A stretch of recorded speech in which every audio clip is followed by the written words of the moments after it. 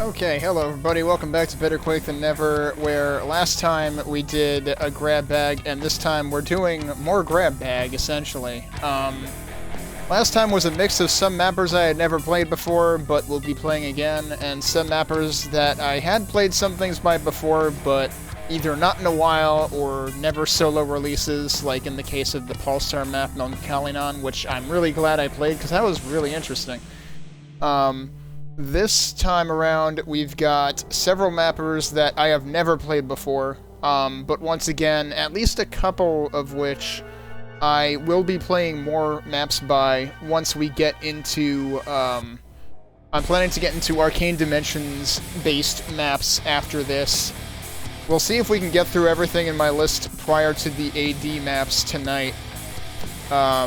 But in order to do so, we've got about, well, a half dozen of maps to potentially get through tonight, so we'll see how many we get through. But we will be starting with a pair of maps by Shamblernaut. The first being Organic Dissociation. This came out in 2017. This one was actually recommended to me by someone in chat, like half a year ago. It was like August of last year. I don't remember if there was particular context, and unfortunately I don't remember who exactly made the suggestion.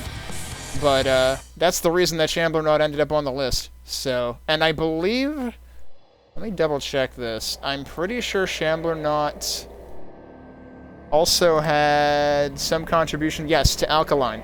So we will be playing something else by Shamblernaut eventually in Better Quake Than Never as we get into the newer stuff. But this sort of does mark, like last weekend's grab bag session was all over the place. We went to we started in 2004, we went back to 97, because I randomly saw a mention of another map in the reviews. Then we went all the way up to 2020, and then I think we ended up in 2004 again. So we were just, or maybe it was we started in 2020 and ended in 2020. Yeah, that's what it was. We started in 2020, then we went to 2004, 1997, then came back. This time we're saying much more situated in a 3-year time span or so. So there will be far less whiplash. And at this point, pretty much everything on my list from this point on, unless we end up spontaneously adding something that somebody mentions in a review, which, is a thing that happens. We are squarely, other than that, going to be in the 2017 and onward range from here on out, I believe. So, we're finally getting into the new shit. And I mean, we were already looking at some of it last time, even. And of course, we checked out Epics of Enmity last Saturday and the previous Sunday as well, and that was really impressive, so I'm really looking forward to seeing what people have done in more recent times. So, with that all said and done, let's open up the README for Organic Dissociation. So here's how the description starts out. As you emerge from the slipgate, a hellish sulfurous vapor assaults your airways. You've stumbled upon some kind of extra-dimensional industrial facility. God only knows what awful plans this dimension's overlords have for their toxic product. The question remains, will you leave this place in one piece, or will you suffer from organic dissociation? Hi all, like that blurb, I tried to make it as 90s as possible. I started this map as something of an experiment into freeform mapping. Normally my workflow involves planning areas by scribbling down on paper what I want the basic layout to look like. I departed from that method for this map. It was a fun map to make, and the end product feels reasonable to play. I feel like there are a couple of areas where this map could benefit from some tweaking. There are a few monster encounters that could be improved, I guess, and it could probably do with some better detailing. However, I've dedicated enough time to the map and I'm happy to release it as is. I want to give a special shout out to everybody who joined me in making this map on Twitch. I enjoyed your shitposting and liked having your ideas and opinions. Hopefully you'll be able to see some of your suggestions in this map. So I guess Shamblernaut is one of the many streaming mappers that is out there. I feel like that's the first time I've seen that explicitly mentioned in a README, though. So hang on, the cover to my Tumblr is not quite on, and that seems important to fix. Alright, I think we're good now. Let's see if there's anything else in here. There is no co-op or deathmatch support in this at all. Difficulty settings are implemented. The Jack editor was used. Known bugs. A couple of monsters are close to walls. A good engine can nudge them to where they need to be. Build time, probably a couple of months. Texture wide used. Speedy's base and CR8 set, as well as some modifications by CZG. Also used were a couple of textures from the game Dead Space Extraction by Visceral Games. Huh.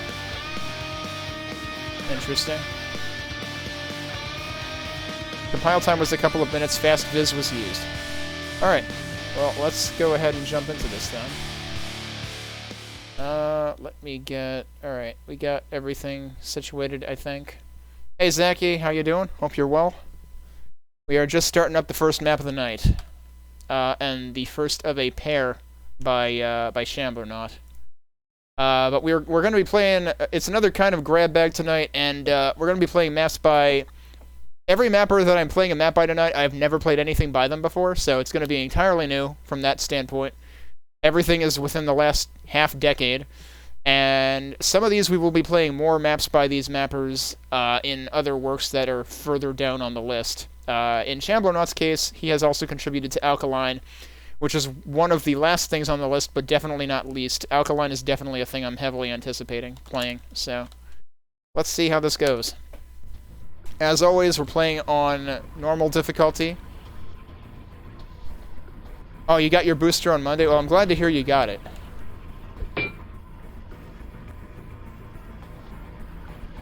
I'm doing pretty well. Work has been hectic, but still feels rewarding. So, and we all feel really good about the team we have.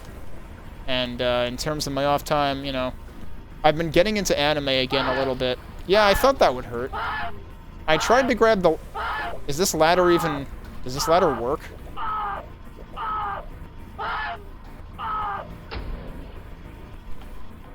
Did I miss something important up here? Like, you know... Why do I hear something close when this map starts? And is there supposed to be an environment suit or something? Or am I really supposed to wade through that? But yeah, I started watching anime again. I watched through the entire reboot of Hunter x Hunter, the 2011 version of the anime, which I really liked up until the arc that is supposedly the most remarkable arc, and then I kind of didn't like that because it took way too long to do shit. And now I'm watching Rurouni Kenshin, which I believe someone tried to get me into that series in college, and I never really got into it. So, you know, only a couple decades late on that. But yeah, Kenshin definitely feels very 90s in some ways, and it is. I mean, it started in 99, I believe. At least the manga did. The anime might have actually started later than that. I forget if the anime itself or just the localization of it happened in 2004, but I feel like that year is in my head for some reason. Okay, we got a nail gun. I don't really want to take any more unnecessary dips in the goop here. It seems kind of rude. It's like they're giving you the the copper nightmare treatment without being copper by forcing you to take half your health and damage at the beginning of the map. This fog is reminding me of something.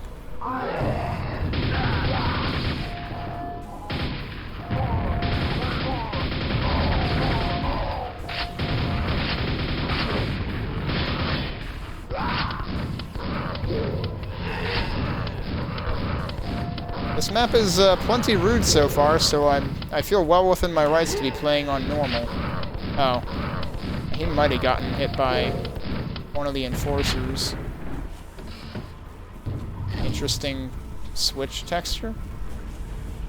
How many nails do I have? They did give me quite a bit in the way of nails. That sounded like something opened and then closed, but...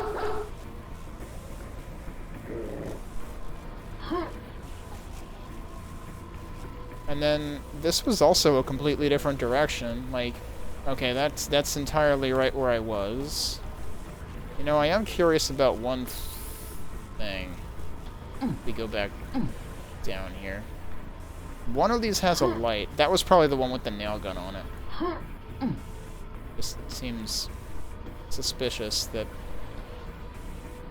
one of them is different like that. I have 14 health. Oh, shit. I didn't save it all, so we're starting that over again. This map is pretty damn rude so far. I still want to know why at the very beginning of the map you hear something close, or open, or something.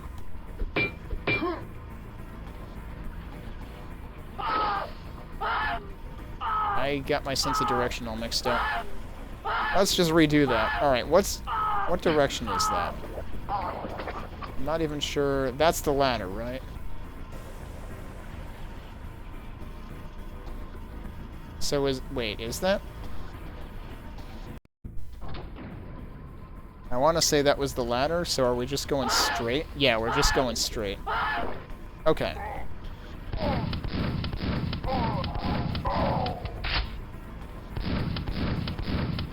Does that not blow up? Oh, damn it. I backed up too much.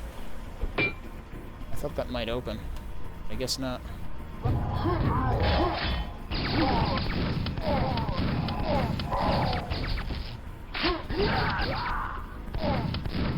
Well, he just killed that guy for me. Yeah, that's the one with the nail gun.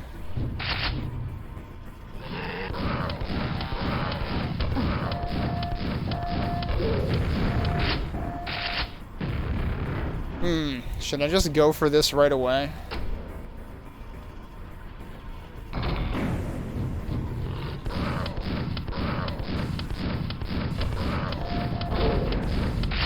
Was it really just the one guy?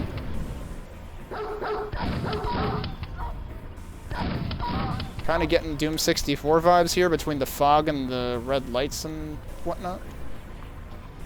Okay, this is where I came from, right? Yeah. Got a little bit turned around there. Okay. Oh. Oh, that was what was barred before. Okay. I'm worried I'm gonna fall if I try doing this.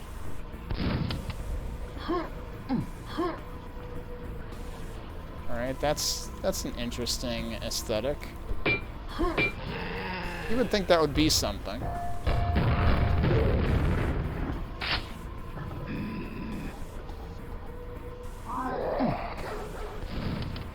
They're all up there.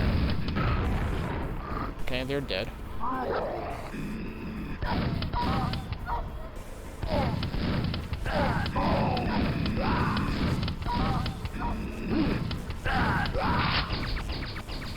Oh, jeez. Okay, so clearly that's trying to disincentivize me from picking up that key. So I guess the question is there a way to turn that off?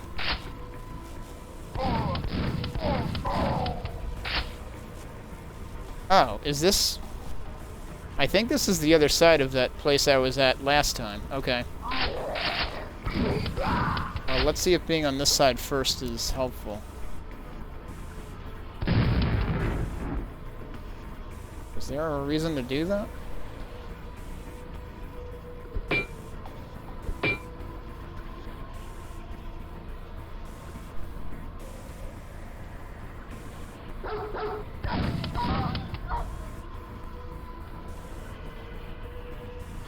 Is that like a frickin' whirlpool of sludge?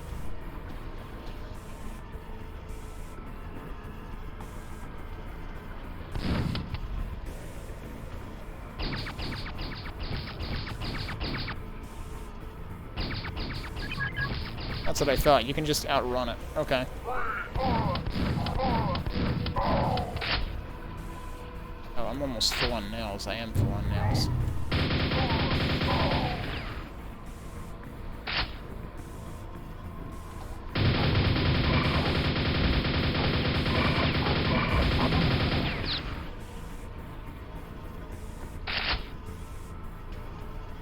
so this is up here. Can I jump over there?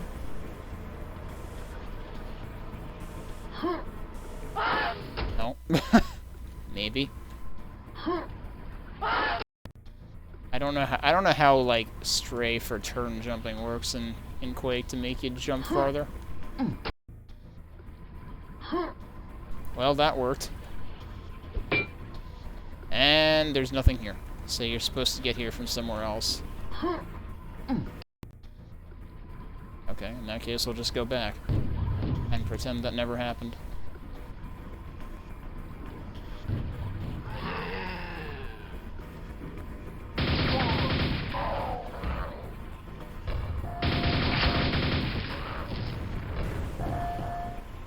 Wait, okay, he's mad at me now. I was like, who is he mad at?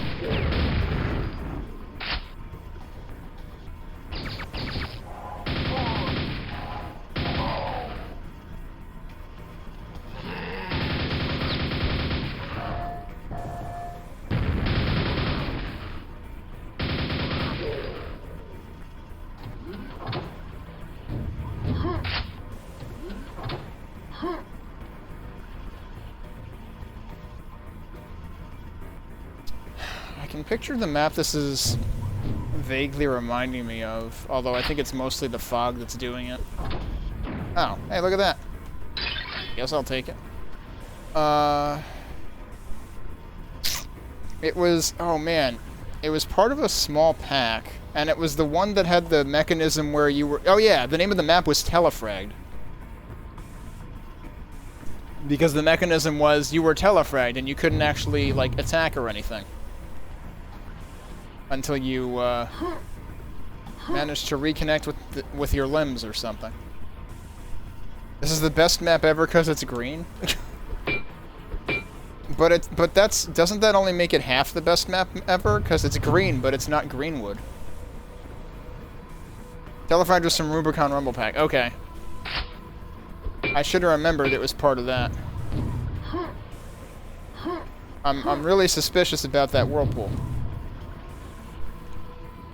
But yeah, somebody had mentioned this map and said I should play it back, like, in August of last year. So wait, what was the whole point of being up there?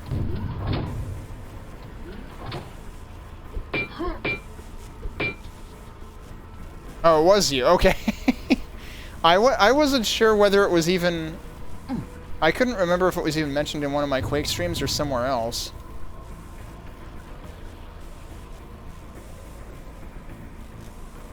Well, I guess I can drop down from here. I still have the other side of things to do. If I can remember how to get back. Oh, hey, shells. I'll probably take those. Oh, I haven't been here. Have I?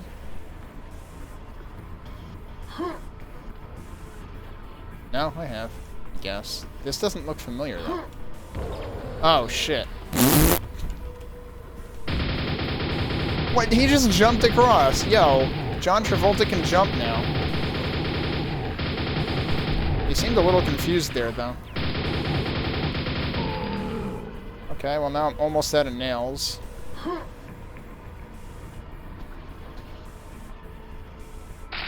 Okay, that fixes that a bit. So this was not open before, I'm pretty sure.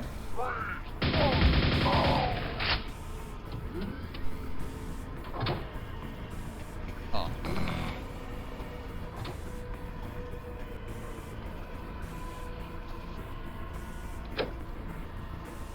Only 3 more to go. Well, okay.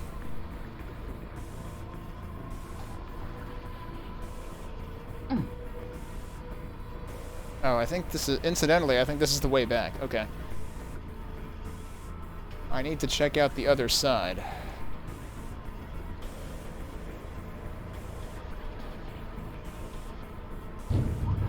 But man, if there's 3 more to go, I'm a little worried.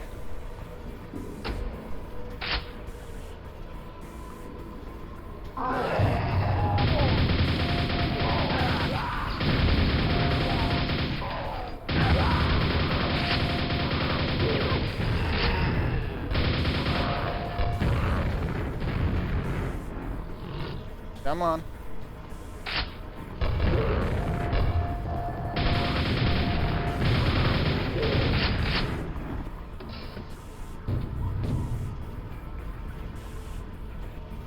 Okay.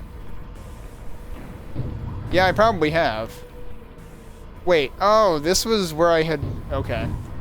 I had jumped over here once before from there, and then this wouldn't open, so I was like, okay, why does that exist? And I'm still not entirely sure why this exists, however, I do see that over there, and maybe that's why. Before we do that, yeah, okay, so over there is where I had been before. Also, these weren't here before, so that allows me to cross, actually. I guess that's your way out of the sludge if you fall in.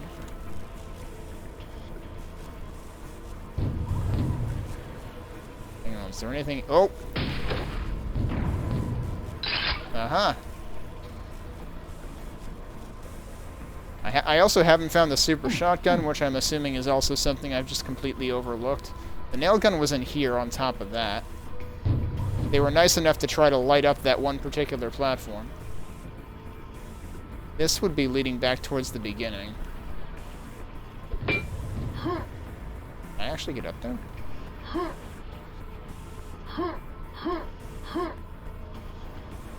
I can, and that's interesting.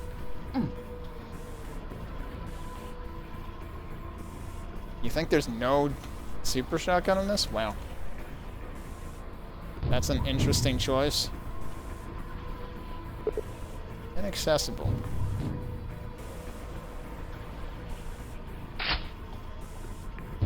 Alright, well, let's see see what jumping into the deep fry basket does.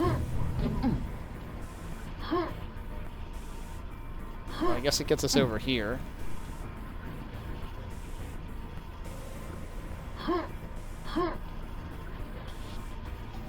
Okay. I was like, I don't want to fall in the goop.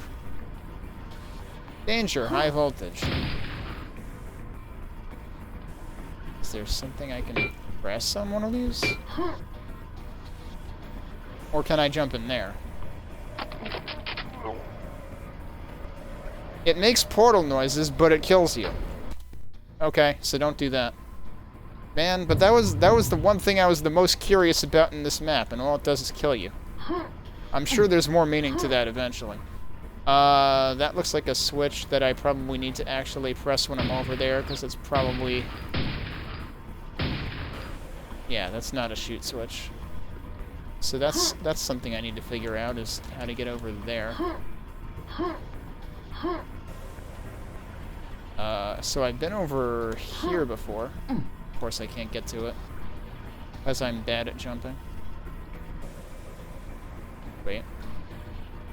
That just overlooks that. Okay. This is not the way I want to be going if I want to get back there.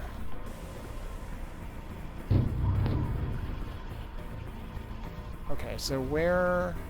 Oh, wait. No, it's over there. Okay.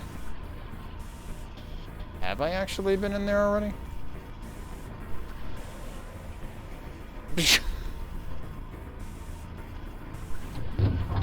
Hey, West Rider. Oh, yeah. There you go. That's one of the ones this is the room that I said... Oh, a gurgling sound? Wanna bet that has something to do with that? This is the room that I said there has to be a point to this, and then there's this thing with a huge freaking bright white outline, and I just ignore it.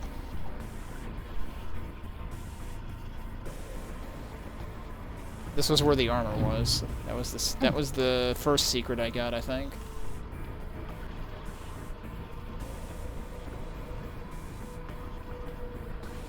Because the second was the super nail gun. Alright, so they said something about a gurgling sound.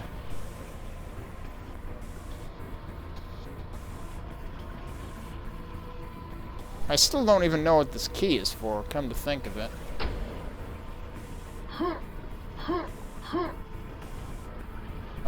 Do I want to be over here?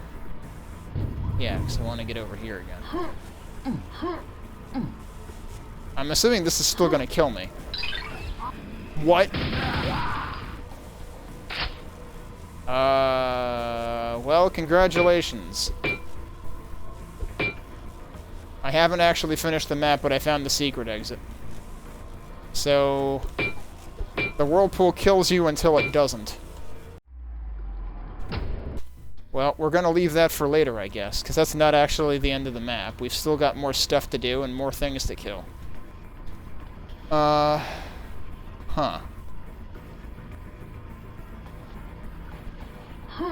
I can kind of see... I feel like I can see what Shamblernaut means, though, about how they approached this differently than most maps where they didn't, like, organize their thoughts ahead of time so much. I shouldn't be going back here. Although I'm still real suspicious about the... It sounded like something was closing or something right when the level started. Which seems rather suspicious. I highly doubt there's anything in here, but... Actually, what is this overlooking? Oh, this is overlooking the beginning. Okay. And that's still inaccessible. That might be what opens when we get all 4 switches, for all I know. And that just opened... So, funnily enough, this is not one of the 4 switches. Even though it looks like them. That just opens this, which I suppose is necessary for the secret exit. The silver key door was close to John Travolta. Okay, so then I completely ignored something when I was in there.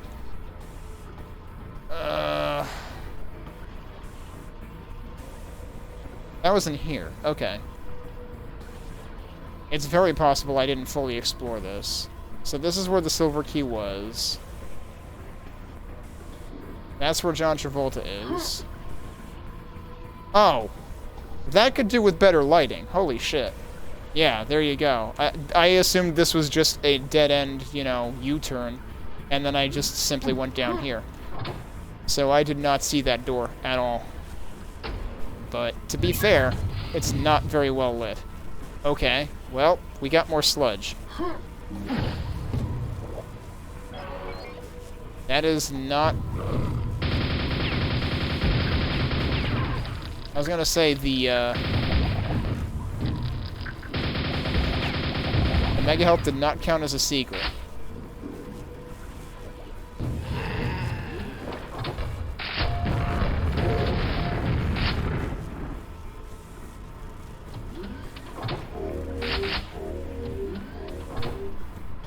I mean, yes, there was a spawn there, sure, but... Don't know that I necessarily want to go down there yet. Oh, we got Scrags. Where the hell are they going? Oh, they're sniping from behind the waterfall. That's cheating.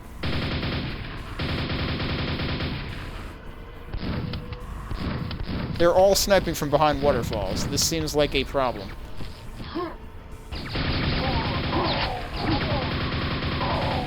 Well, now I'm thankful for the Mega Health.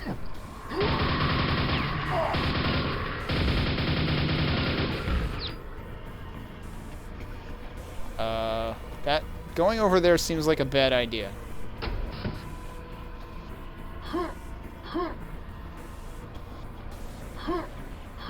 Or maybe there's just nothing over here.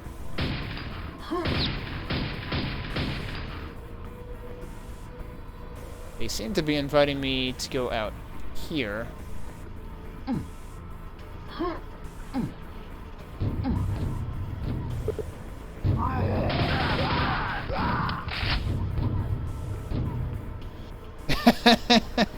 Imagine if Greenwood had helped in this map. Then it would be more green. Okay. Was this supposed to be the last one I found? Given that, like...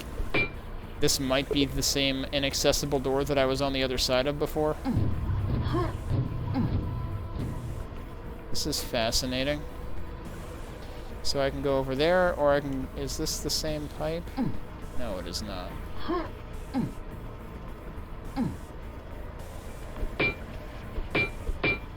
I hear portal noises. Well, this seems like a problem. Okay, you can barely get back on there. And you can manage to slip back on there, too. Where does this put me?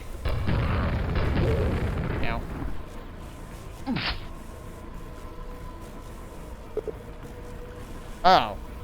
I guess that's what the 4 buttons are for. Where the heck am I even? Can they trigger that too? Nope, guess not.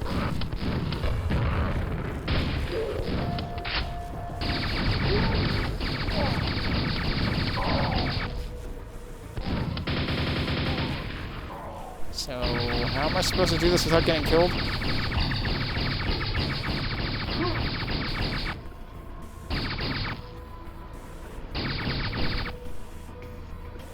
How am I supposed to do this without getting killed? Okay, that's apparently how I'm supposed to do it without getting killed. Cool. Just accidentally not take any damage.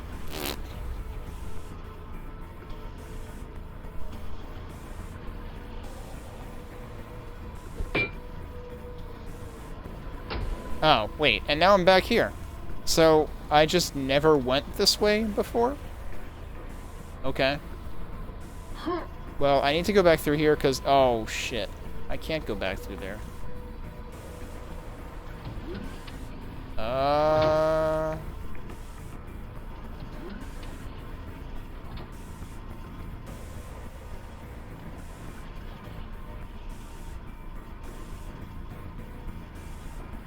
So it's specifically designed for that timing to work?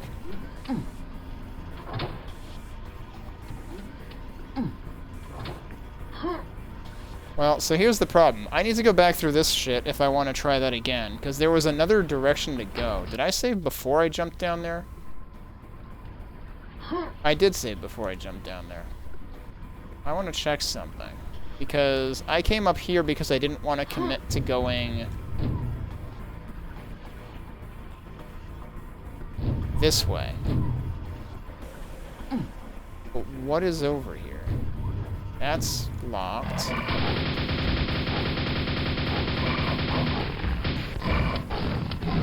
How to nails. Okay, so see, I didn't realize that there was a lift to get right back up here. And that just unbarred something? Oh, it unbarred this. Okay. Also, I probably could have just exploded that fiend immediately. Hey, Banjax. Thanks for stopping by. Oh, this is the other... Yep, this is the other switch.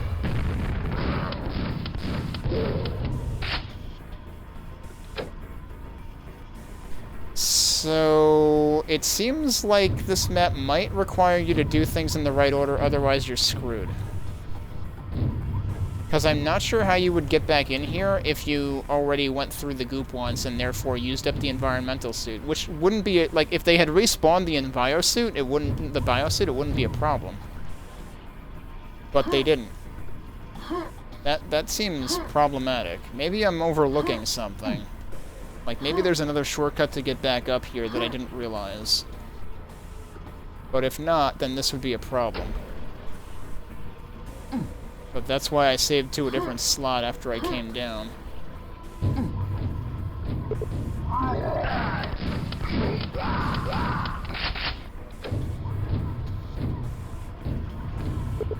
Okay, so that does not do anything for the inaccessible door.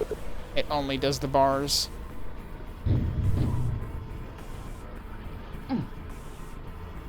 Oh, yeah, this is where I want to be, because then I want to come down here. I forget, what was down here? Oh, right. I couldn't do anything with this either. Although there are definitely portal noises coming from somewhere. I don't know where they're coming from, though. Figured I would check.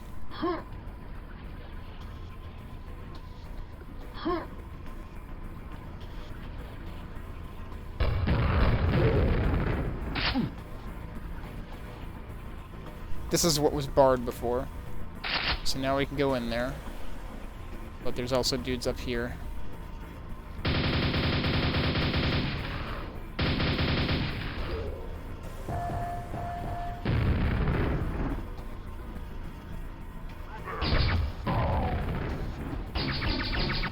Okay. I think that's all we need to do there anyway.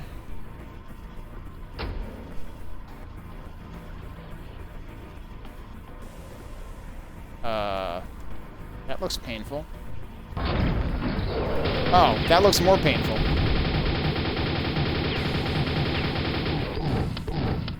Well, I'm out of nails.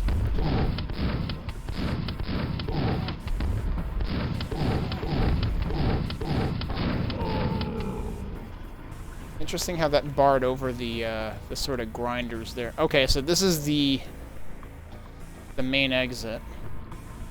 However, we already know, because I already found... Okay, we need to just run through there, and that works. I don't know when he got there. Unless he was from... Unless he was from here and wandered up, but doubt it. The other thing we can do is that one. I guess that one inaccessible door maybe just is intended to be inaccessible the whole damn time. My week's been pretty good. The place I work is getting ready to launch our next feature next Monday. Although it's taken quite some time to get there.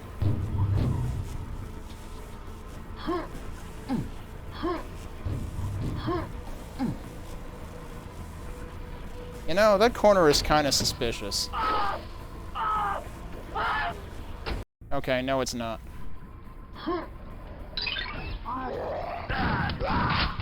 Okay. Somehow I still missed one enemy. And I got 3 out of 5 secrets when we count this. I'm surprised they don't give you a way back out of this in case you want to go check out other stuff. But there you go, the level has a secret exit. I never started the timer. I thought I pushed a button. Maybe I pushed the wrong button. Alright, well. I will have to go back to the video after the fact and record the time from that. But it will be something over 20 minutes. Yeah, I work as I've been a web developer for basically my entire career.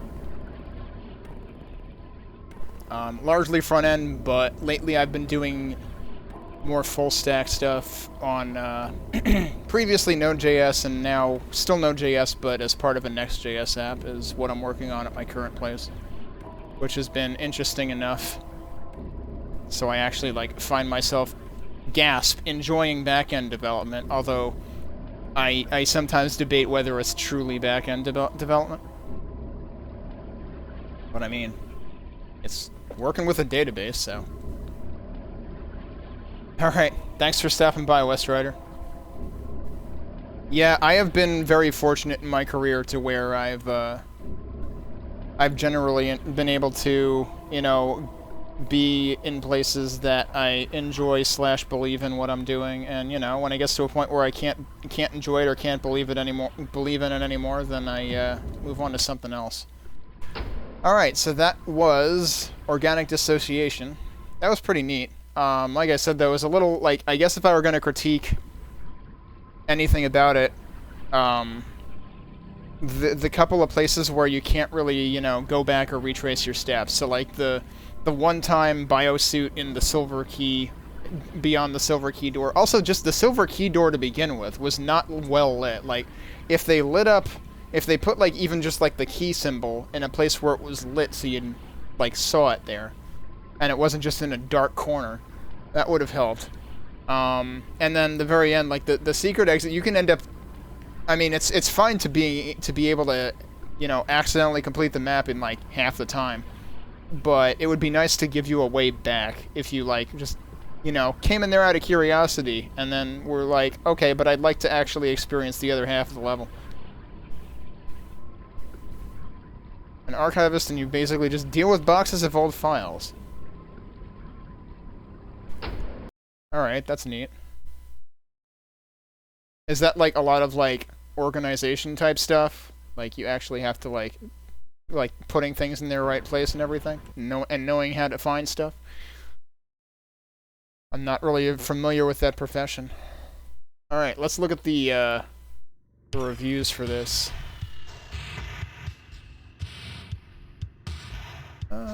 let's make sure we got the right browser loaded here. Alright. So, organic dissociation, medium-sized toxic sewer and industrial base map.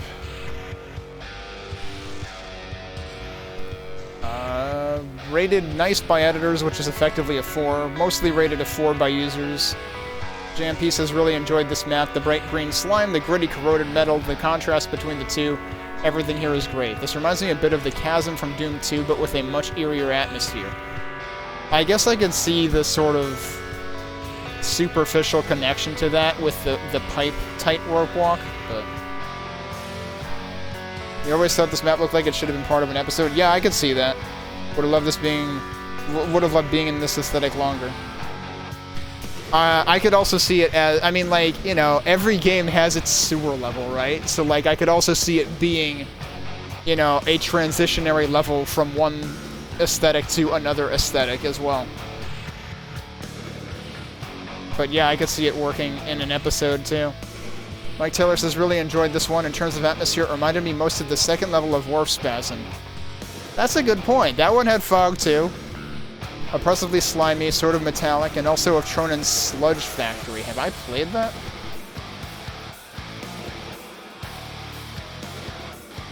Where did that just open? Ah, there it is. Oh, wow. This was another 2011 Tronin map from around the same time frame as, like, crap, what were those called? I'm forgetting the damn names. Let's scroll up. Oh, I mean, I don't need to scroll up in that list. I can just load up the list of Tronin maps. What am I thinking of?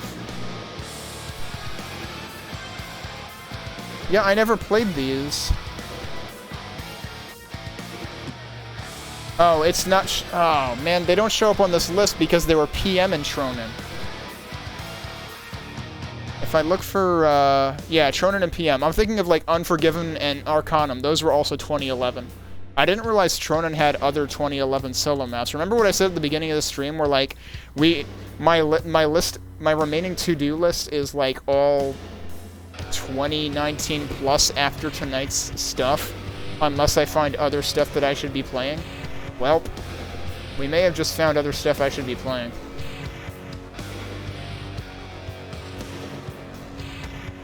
If there's a couple more Tronin maps to play. Although these aren't rated that high. I did play something Wicked, and that's rated much higher. But yeah, I could definitely see where you would, you know, it's the same, like, green fog, industrial atmosphere. Oh, and this is actually 2 maps. There's a nice non-linearity to it, allowing you to go in 4 or 5 little mini-quests in whatever order seems best to you, except when you can't. There's some that you kind of have to do in a specific order. Unless I missed something. Bruno Miwa says, after everything people said above, I really enjoyed the transparent windows. Would be a 5 if it wasn't for some dull areas or there were secrets and I missed it. So Lemuria says, very stylish. Confusing as heck, too. Had a hard time remembering where the bars were after I found all 4 buttons to open them. Actually found the alternate exit first. Yeah, that's kind of one of the problems I have with it, is that you can find the alternate exit without doing half of the stuff in the map. Love the Dopefish secret. Well, damn, I didn't find that one. Hey, Greenwood left a comment on this green map. There's a good bit packed in this map, and the atmosphere is terrific. Thoroughly enjoyed it. Triple Agent says, I don't even know where to begin. Perhaps I'll begin with saying that this is one of the best maps I've played thus far. And they played that this year, or last year. It's 2022 now, but within the past year. Certainly in terms of ambience, environmental design, intelligence and difficulty level setup, aspects of nonlinearity, as well as constructive use of technological advancements, primarily the lighting. Is this map a masterpiece of psychological surprise? I'm not being a huge fan of the Saw movie franchise, but despite that, there's been an association accompanying me during the gameplay that this must be one of those mental asylum trials orchestrated by a master interrogator of some sort. A surgeon operating on the mind, working with the protagonist through the labyrinths of difficulty layers that in time the poor soul is built for itself to imprison oneself in safety from the notion that there is a better way of life to be had. What? Acid Trip, that is the theme of this level. I mean, that is the file name of the level is Acid Trip. That is the theme of this level. There are a lot of acid pools, acid rivers, acid lakes, acid sewers, and channels and sewages, and all bathed in perception of numbing acidic mist. But the biggest and most telling acid is the vibe. For the visual design, the textures are rad. I love the... I don't know if it's supposed to be pronounced CR8 or if you're supposed to actually pronounce it crate. But that was the name of the texture pack. It has this unique indie quality to it, shining and appealing but not industry grade at the same time, as if purposely avoiding the latter with certain soul imprinting simplifications. Wonderfully done. The fact you've used some textures from a Dead Space franchise game is like an instant familiarity node for me. The original Dead Space is like a tattoo in my heart-mind. Even though the Dead Space Extraction, the one you particularly refer to, is not released in PC. Yeah, I can see where the Dead Space vibe would fit here. What is Quake says, I like the addition of natural light coming in some places. This map pulls that off better than most. It was interesting to be forced to take damage at the start and wait for health. Yeah, and I commented on that. I was like, it's almost like... I don't think Copper was a thing when this came out, but it's like forcing you into Copper Nightmare mode without it being Copper Nightmare mode. It's like, this was before the 50 HP max, but like, you're gonna end up with like probably 70 at the most after the beginning of the level. Greenwood rated it a 5? Yeah. Yeah. I would have to give this a 4 at most.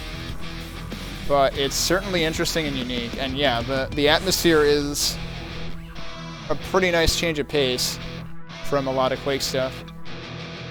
So that was Organic Dissociation. Let's boot up the next map, which is Cloisterfuck, also by Shamblernaut. So let me bring up the README for that. And I guess we'll get the browser out of here. Restart the game.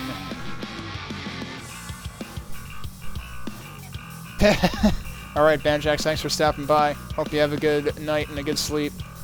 And enjoy the rest of your weekend.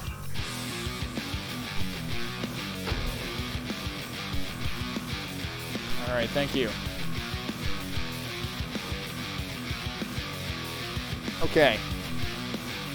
The description for this one reads, a sprawling cyclical cloister stands before you. The structure seems almost inhuman in design. What perverse abominations will you find in this most unholy of structures? This map started off its life as an entrant into the Copper Jam map jam that Funk and TF was running. Suffice to say that the map soon spiraled out of control with regards to scope. I ended up deciding that I wanted to make an E2M5, the Wizard's Man's remix. While the theme itself was different, there are analogs to just about every room in the original map. The monster placement and power-up placements have been modified from the original layout. A massive thanks again to... This is probably the same paragraph as in the last README. Shamblernaut thanks his Twitch audience who participated in making this map possible. Always great to have opinions, company, and encouragement. Sorry it took so long to get this map out to you. Okay, now that was a slightly different paragraph than last time. Again, used a jack to put this together, it looks like.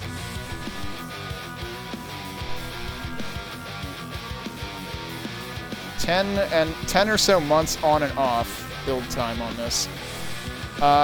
This apparently uses Arcane Dimensions textures, and Rogue, and Hypnotic, and Knave, and id1, and a couple of custom textures. So we're gonna see a whole lot of stuff. I think the page on Predicted for this only mentioned Knave. Actually, no, it doesn't even mention Knave. I'm thinking of one of the other maps that I'm gonna get to after this. That's pretty much it for the README. I suppose I should take a quick browse over E2M5 again to refresh my memory. So let's do that before we start this one.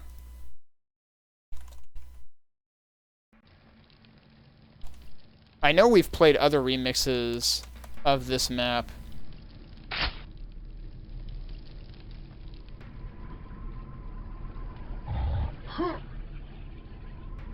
Oh, yeah. Oh, man. Who else did a remix of this? Because I definitely remember seeing this area remixed.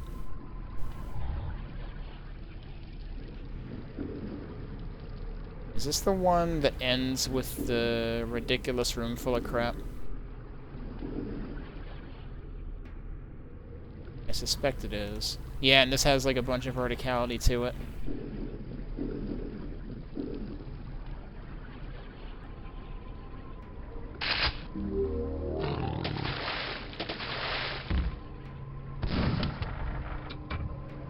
But is this the map? What does the end of this look like? The end is over here. This might not be the one I'm thinking of. No, that's the beginning.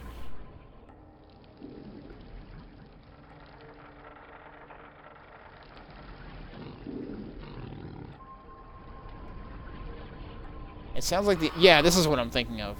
The end that has all of the fiends and whatnot in it. That's what I thought. Alright, well, let's see. Let's see what Cloisterfuck looks like. I think the aesthetic is certainly going to be different. We'll just have to keep our eyes peeled for references to this. Alright, this time I need to actually start the timer. Okay, the timer is actually started. Yeah, this seems like it's got some Nave vibes to it already.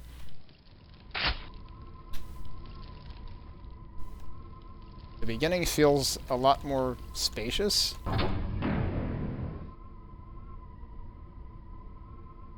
This almost has like a Hexen 2 vibe to it, hell.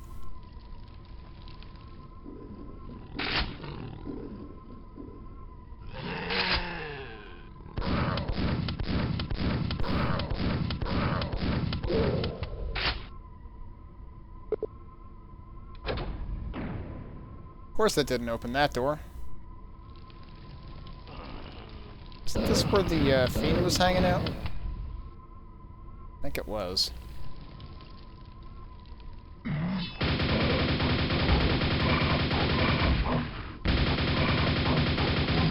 thought he was going to have a problem with that doorway, but he definitely didn't. Yeah, the skybox is really neat. I'm assuming that those are nail traps. Oh yeah, and they're firing out of the floor, actually.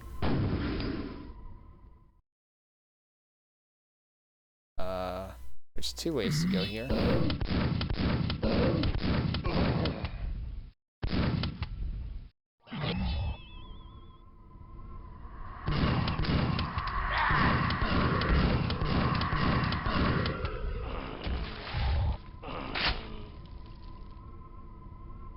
Okay, we got lava, apparently.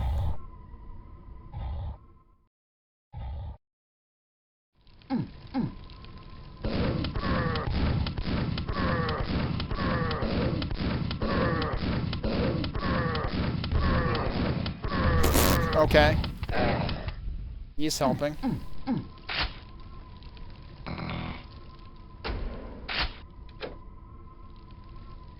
Okay, that's extending a bridge, so we can go back up there now.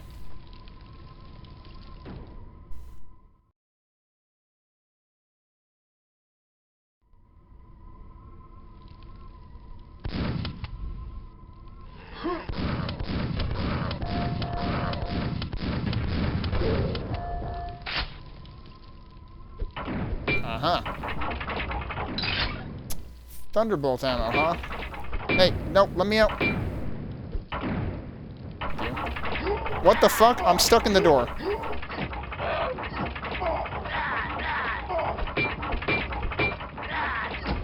Okay, good secret.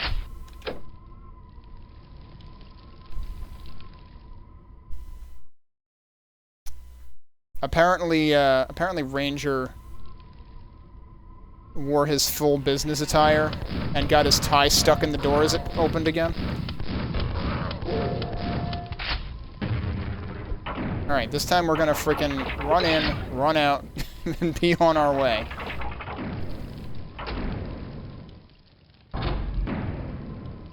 Interesting use of that door. That is a very long fall. Oh dear. That somehow didn't hit me.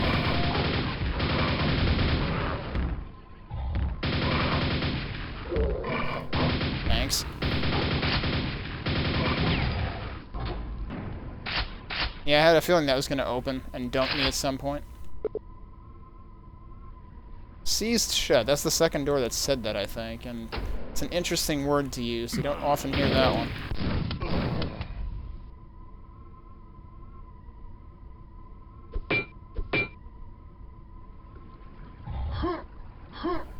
that's cool. You can see some stuff out there. This gives me vaguely Doom 64 vibes as well, actually.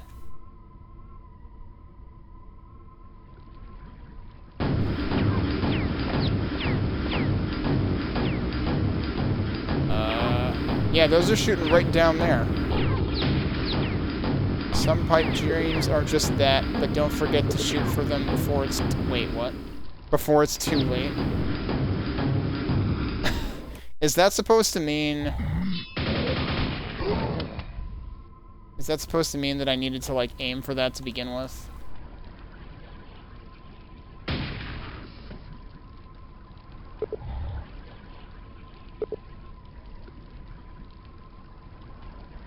Well, nothing happened up here either.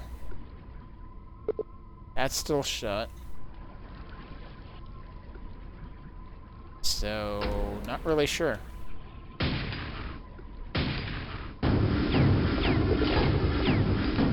Oh. And that requires a key. I would not have guessed that. That does not say anything about a key.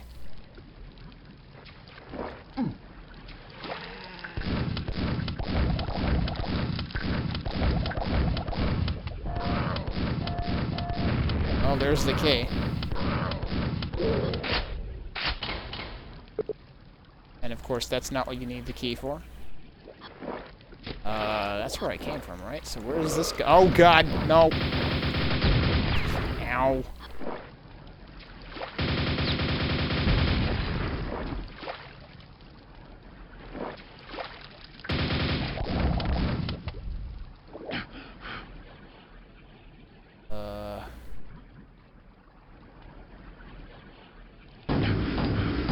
Oh, interesting.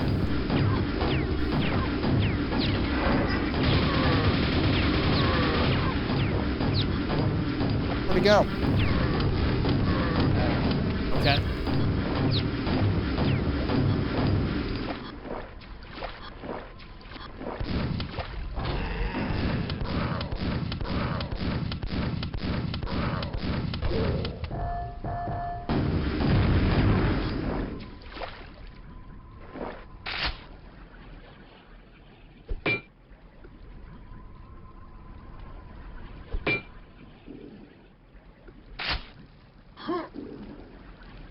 What's all that stuff?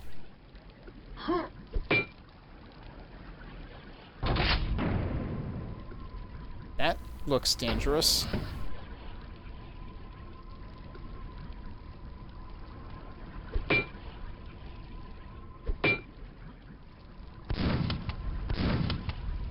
Oh, and there's a gold key there. Okay.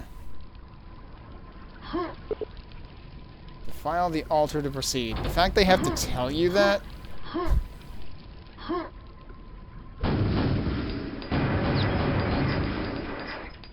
dear. Yeah, so if you walk up on that, you're gonna get hurt.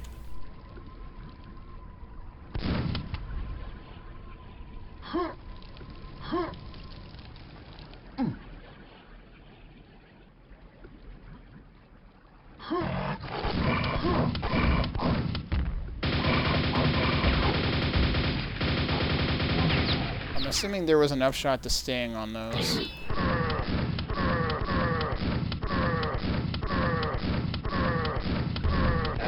But I can't really see doing that with enemies here.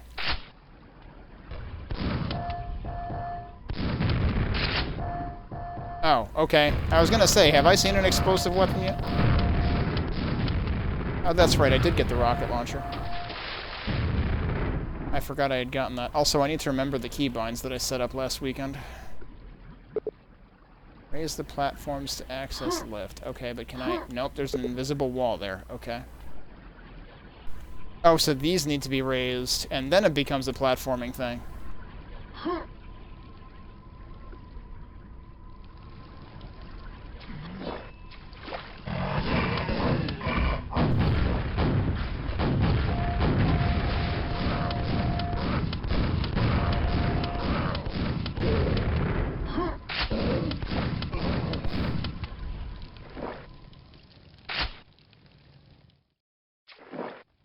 You know, I don't think I found armor on this level at all yet?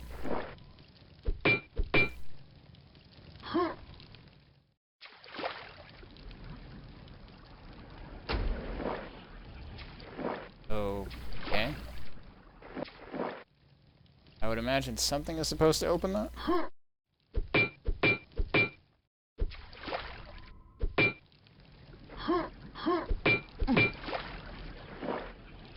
Otherwise, I don't really get the point. Like, I'm assuming that's where I was before. Oh, hello. Okay, so that raises those. I also heard something open, so maybe that was the bars. Okay, that was the bars. So that was telling you, hey, idiot, you didn't hit the switch yet. You really need to hit that switch, otherwise you're not going to get anywhere. Sounds like a random place for a window, but okay.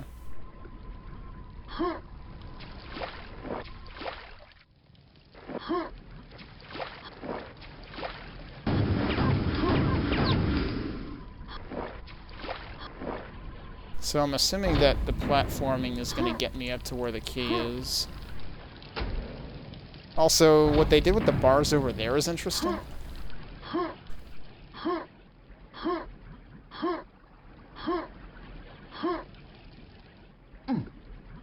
Thanks for eating the last jump input.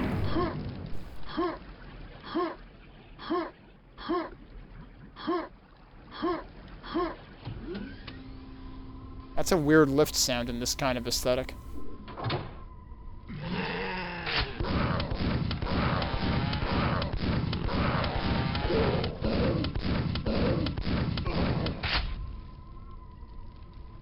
Hey, finally an SSG. First one we've found all night.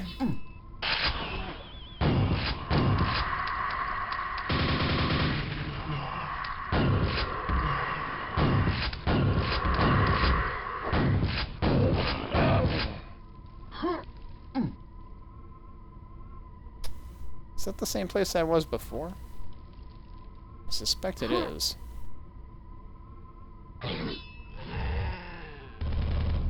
It seems like the kind of place where it would be nice to have a shortcut created. I see one dude there. I don't know where the ogre is. They got mad at me. Hey, armor. For the first time in this level. I suspect something, though.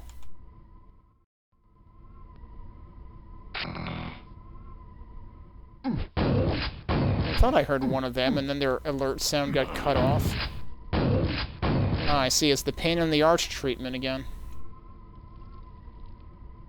Well, we got more teases of the outside area. I'm assuming we'll end up outside by the end of the level.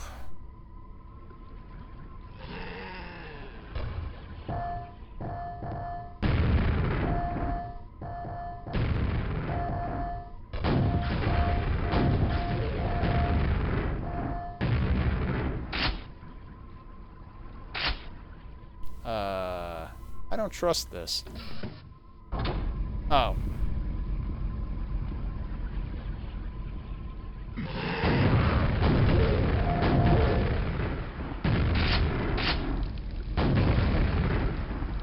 I go back? Oh, it looks like I can go back up. Okay, this is where the key is, though. Maybe. Got an interesting mix of, texture sets in here.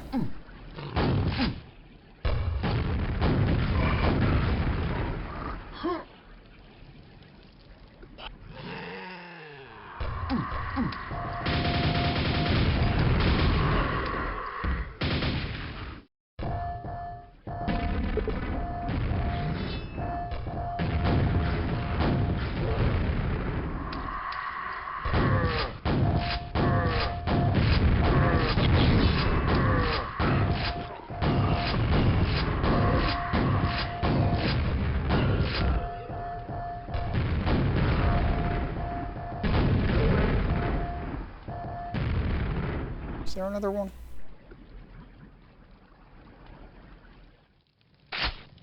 More Thunderbolt ammo. The only secret I found so far was the first sighting of Thunderbolt ammo. Okay, well now we've found the gold door. The question is, are we getting closer or farther away from the key? Now we're on the other side of... No, this is a different one, I think. I wonder how we get over there.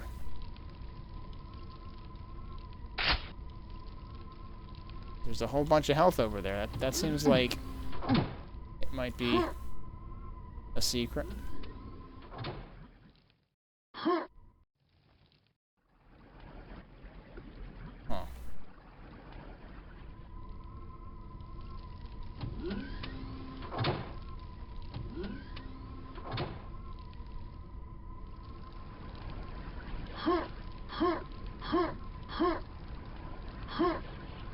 Trying to figure out what the... Well, I got dunked. There's so many of these, like... Oh, I like the shadows here.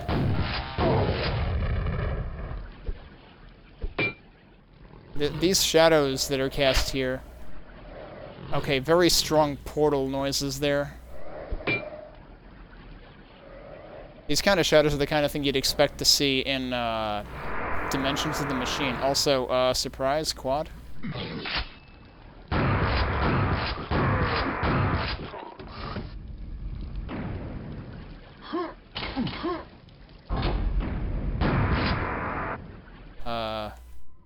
Okay. I'd like to capitalize on the quad. There we go.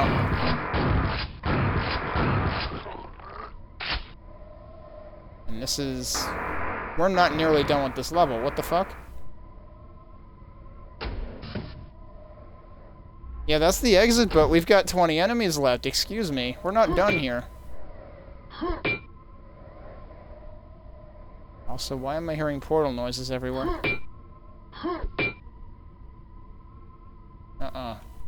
There's definitely stuff left. Okay, so that... Alright. That was how we got back up here. That was the graded floor we saw before.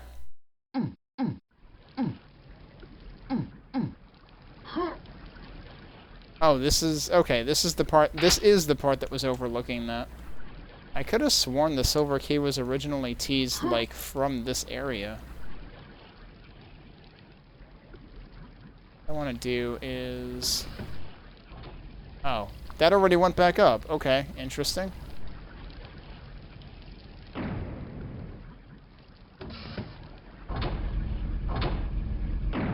Wait, what? Oh, it goes up by itself. That's to call it... That's only to call it down again, I think. That's confusing.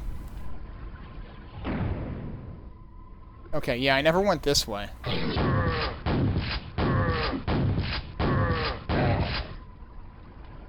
Oh.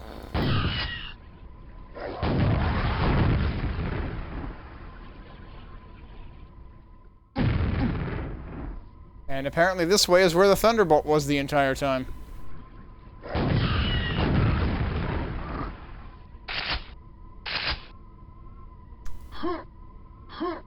Okay. That still doesn't account for 19 enemies in the map. And of course there's invisible walls everywhere, so I guess the outside of the map is maybe just for show.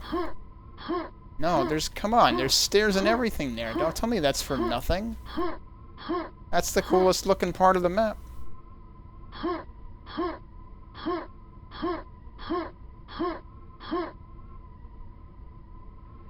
I'm really curious about that part. Well, we've only found 1 out of 4 secrets. Are the other 20 enemies seriously in the secret? Yeah, I figured that the outside can't just be for show. I mean, if there's stairs and everything, those have got to be for a reason.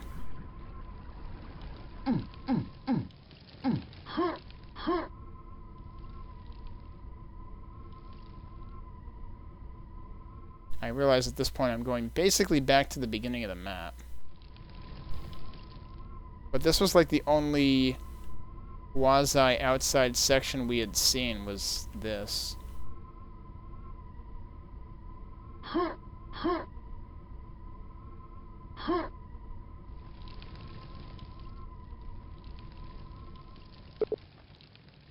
All of these things that are seized shut.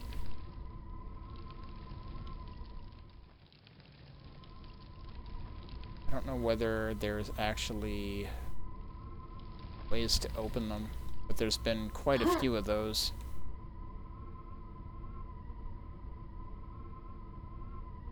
Wait, what? I found the exit, though. What do you mean?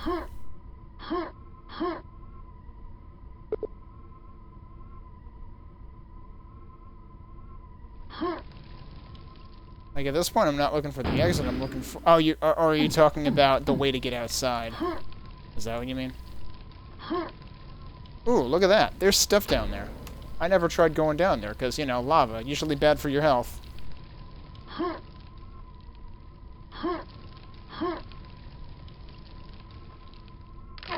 Ow. Hey!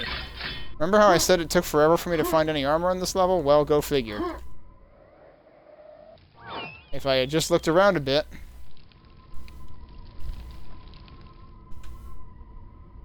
I would have found armor a lot sooner.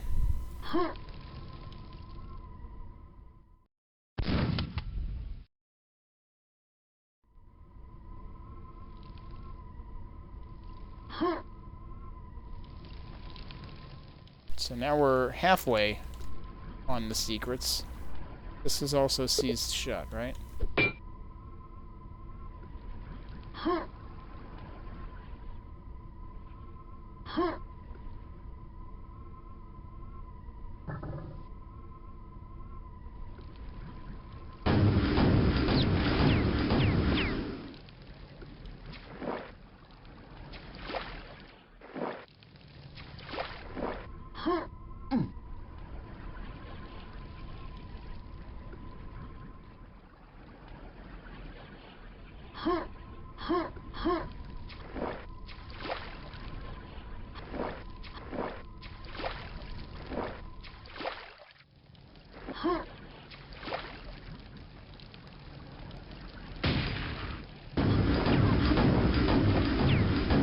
I'm still wondering about those messages that they printed out when I shot that thing before. Some pipe dreams are just that, but don't forget to shoot for them before it's too late. I hope that doesn't mean I actually, like, irreversibly missed some secrets.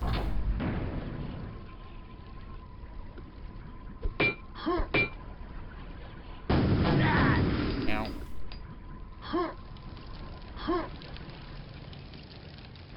When you said poison floor, are you talking about this?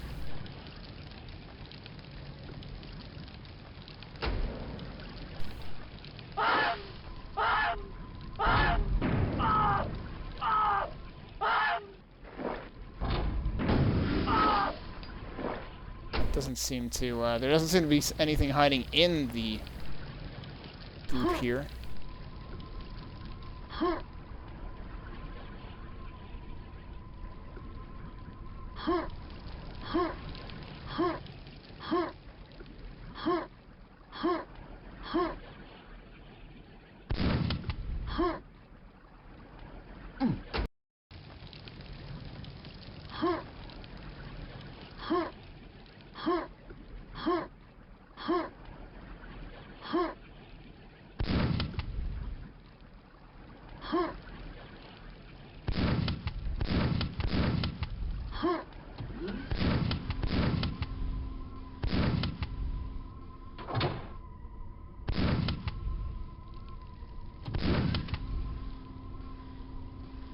I'm actually almost out of shotgun shells just from shooting at random stuff. Right, this was over the lava. Ooh. No, that's just... I don't think there's anything over there.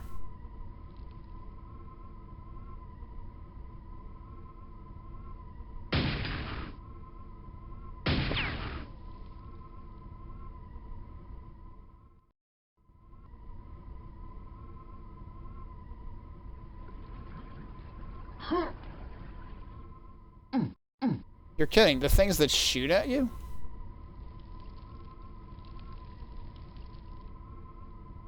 I guess that would make some sort of sense, because the one over here is lit up.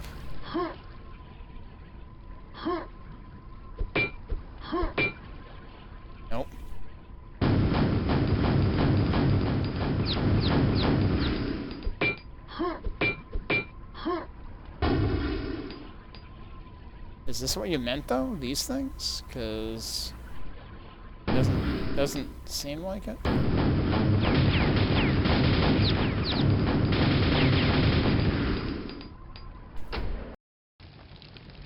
The before it's too late has me worried. Where did I save these? That's pretty... That's before it's too late. Well... I guess we can go back if we have to. Because, like, I'm wondering if defiling the altar actually, like, made this inaccessible to me or something.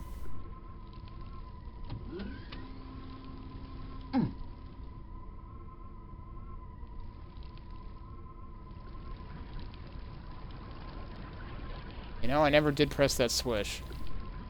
Can I actually get to that switch and press it? Nope. That seems... They seem to really like invisible walls in this map.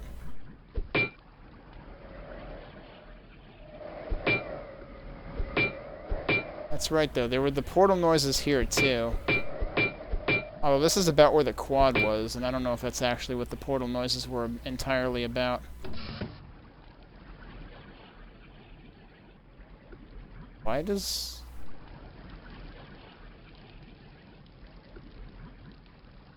Okay, so that's why... This is where you could see the gold key from before, I think. Because that must have raised... But why is this repressible? It seems unexpected. I've been forgetting to look under lifts. So I figured I would try that, but didn't seem to make a difference in that case.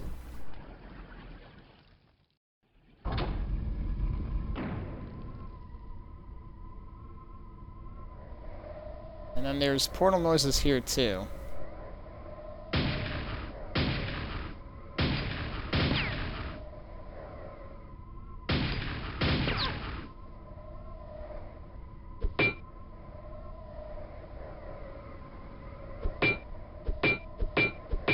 Why are the portal noises loudest here? That's weird.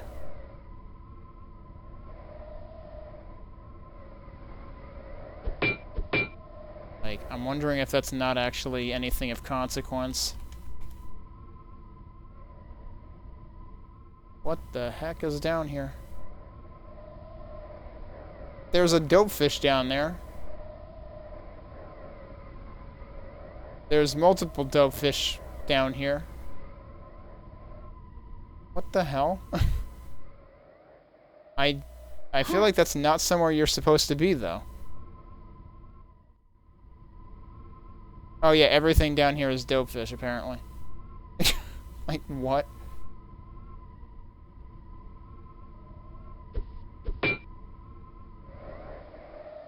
That might just be a monster closet, though. I'm not really sure. That's weird.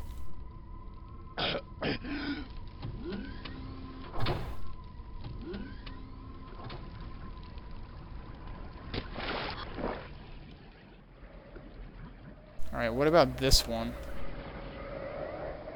Yeah, I suspect that it's just monster closets that are making the noise, which I know is something that some people object to when things that are not secrets make audible portal noises. Alright, now I forget where that floor was. I figure I might as well check there too, since I haven't found anything. Was that up here, or was that down there?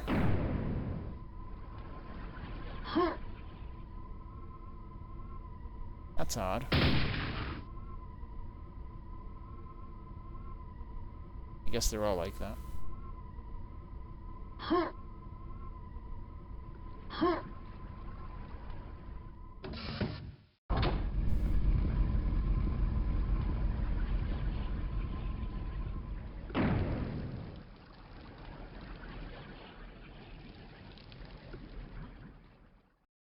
This is not where I should be.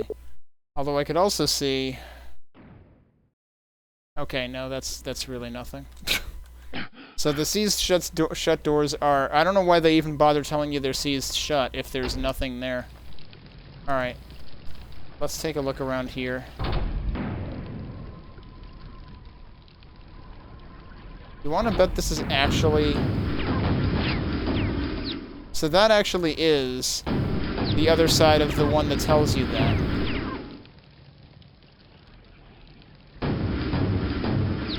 Oh, but there is something behind that.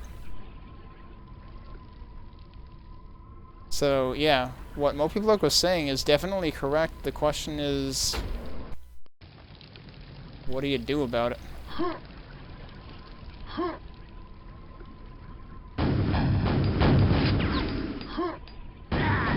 And the thing about before it's too late has me really suspicious. So, I'm gonna go back down here.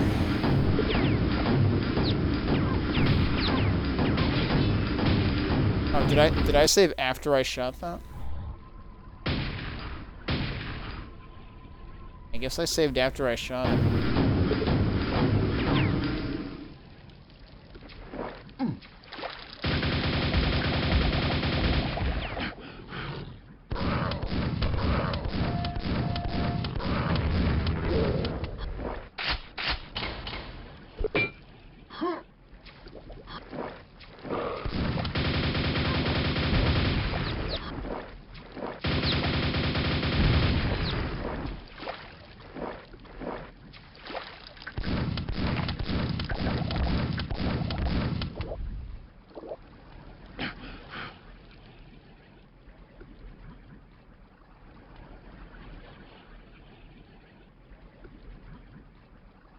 I thought I had reconfigured my default config to have that set to like 50, but maybe I forgot to. Maybe I had made a copy of the config in here already by starting it. Ow.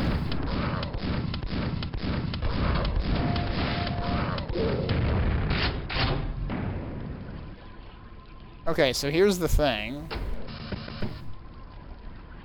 What if...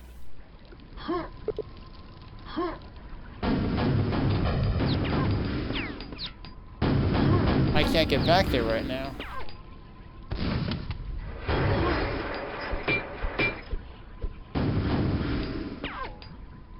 That definitely made multiple noises.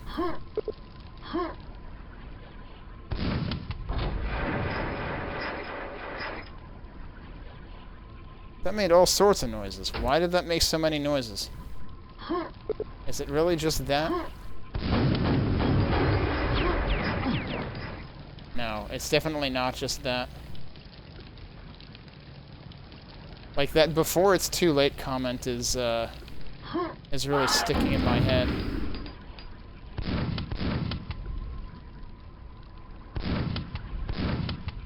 And I really don't see where the hell I'm supposed to get through this thing.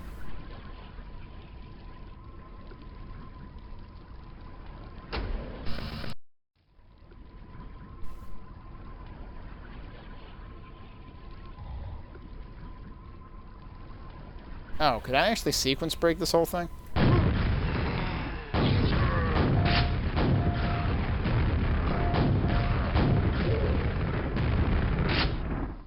Seems like I could actually sequence break this whole thing. At this point, I'm just screwing around.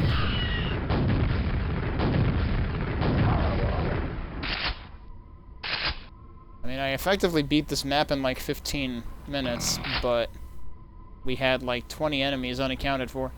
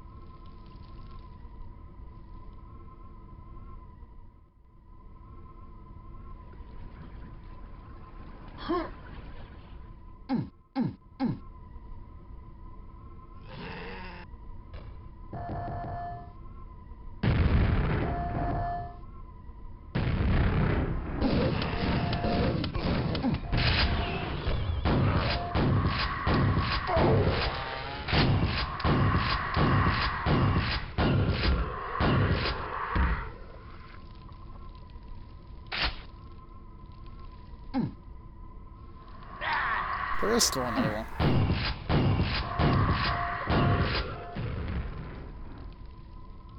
Okay, so this was where that lift brought us up. Of course, this time I kind of sequence broke the whole thing. Have I ever been over there, actually? I think those bars go down eventually.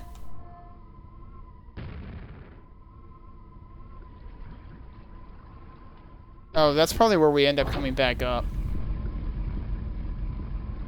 But I don't know, that seems a little...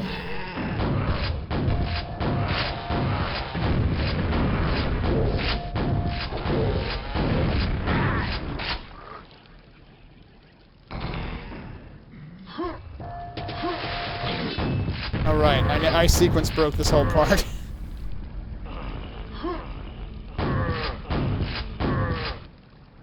Am I hearing grumbling around here?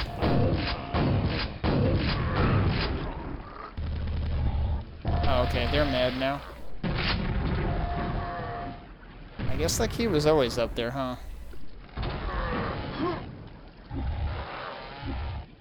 Whatever, I'll let them fight that out.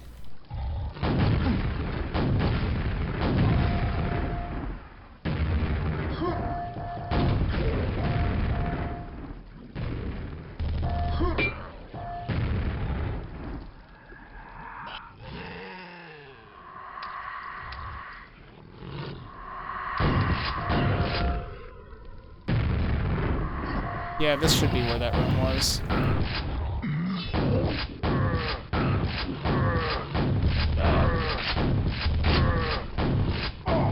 Oh my god, hit the guy.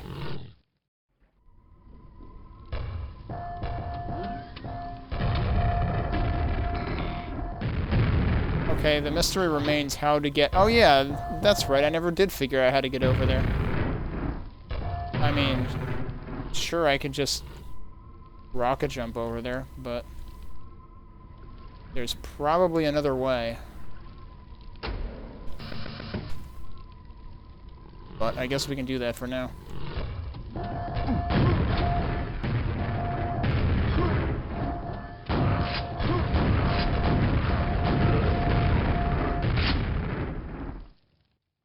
Yeah, because like there's stuff in there too.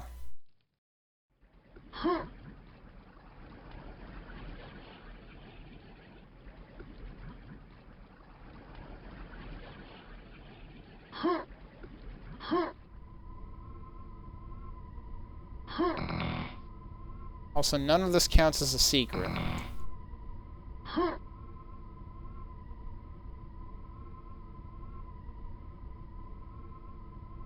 Land on the door outline?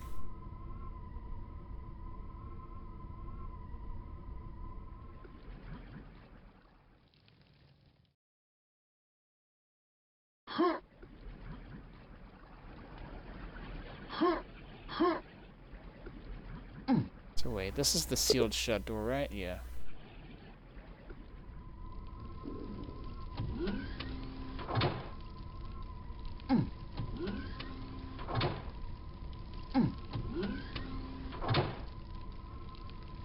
Oh, you mean like, yeah, okay, I see what you're saying. Yep, that works.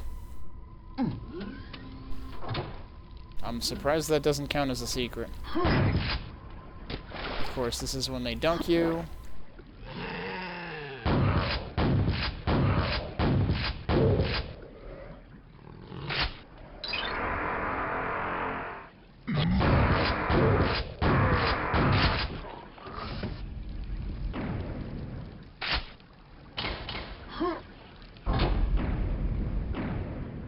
Wait. What was that? well, let's go kill the stuff in here.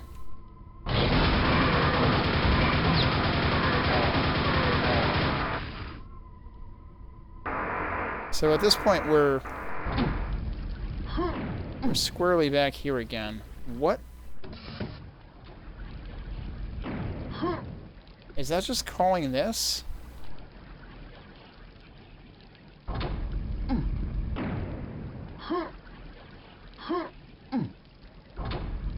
No.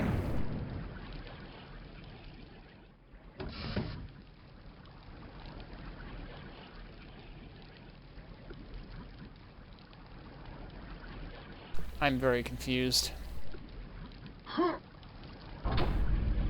Because I thought I heard another noise that presumably was from a result of that switch.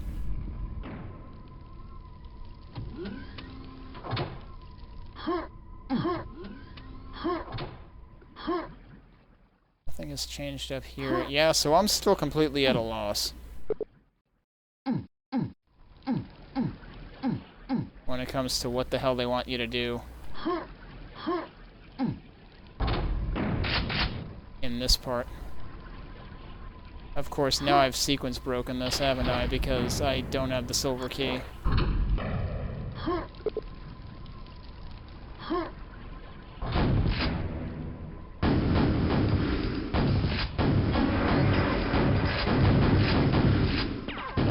I still don't like how that makes multiple barring noises.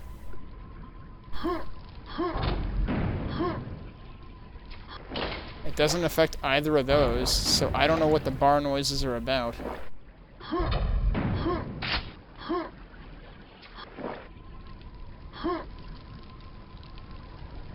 But I have to assume that the before it's too late thing is about that. But I don't get it. So I've basically been through the map twice now. I'm worried that I've permanently missed how this opens once I get into this room and defile the altar. But I really want to know, where did I save this? Oh man, I saved this a while ago.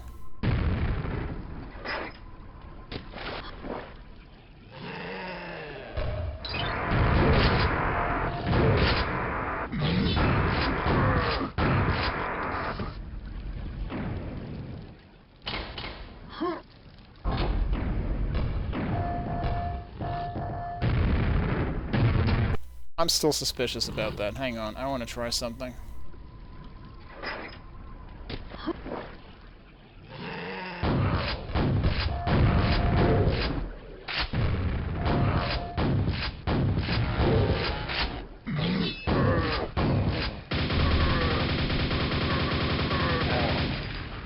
Okay, what I heard opening is this. Why is this switch repressible then?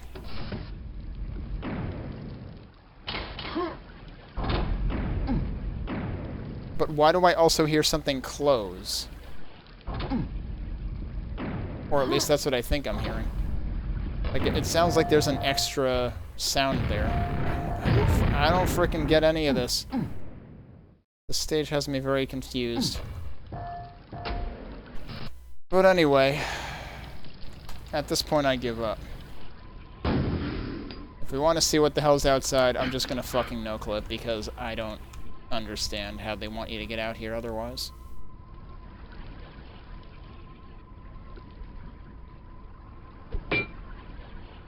I've seen that in Arcane Dimensions, so that's where they got the Arcane Dimensions textures. Oh, go figure. Wait, what? Okay, these stairs look higher than they are, I think. They're like inclined or something. Well, there's stuff out here, so you're definitely intended to get out here. I just don't know how. This is not the Crypt of Decay. What?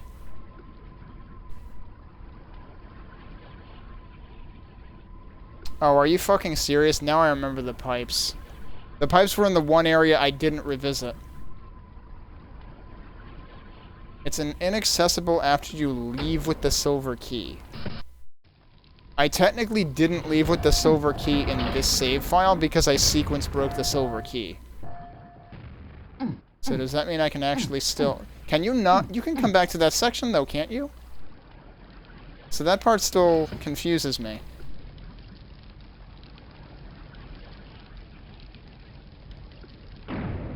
But yeah, there were 2 pipes in that section, and I didn't try to do anything with them.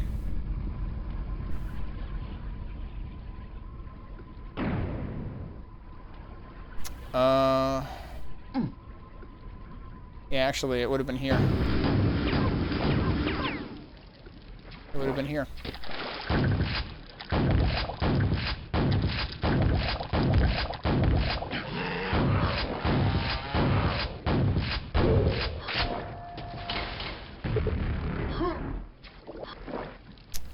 Actually, there was even more pipes here. So the question is, which one?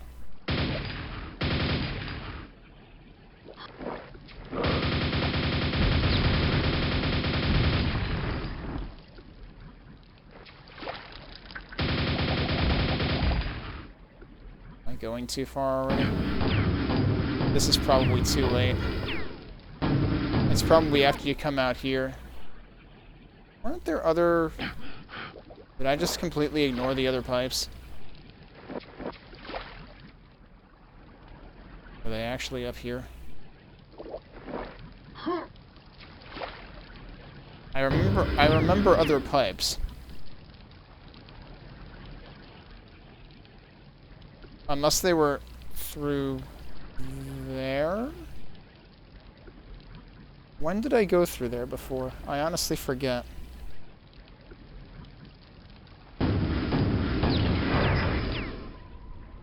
Yeah, so what I'm thinking of isn't in here. I forget when I would have ordinarily gone through there. But I'm pretty sure I was on the other side of those bars once. Yeah, wait. That was that the platform section, though? That would have been after the silver key.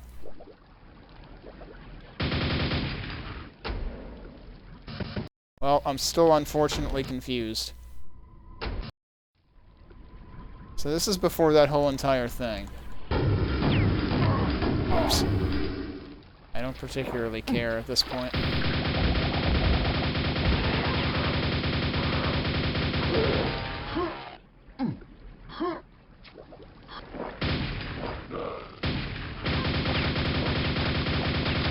Well, shit, I've let this get out of hand. And I'm out of nails. Because I didn't pick these up. And I have 5 health. Is there one in there?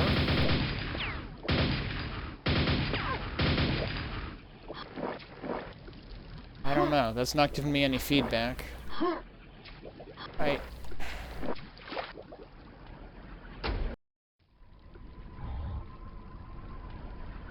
The one left of the door, there's a button inside? Really? Also, can I actually go down this way? No, that opens up later. Okay. So it is one of the ones down here.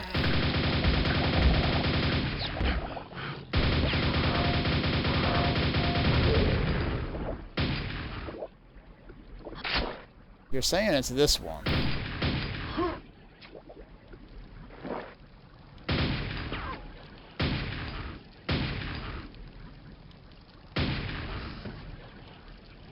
I heard that.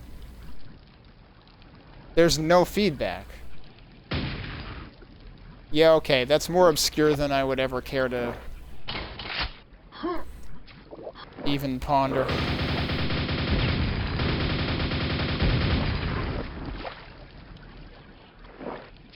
Like, you could very easily hit that and not even realize it by not hearing the sound effect. But then why does that become... Does that, like, close up when this opens or something?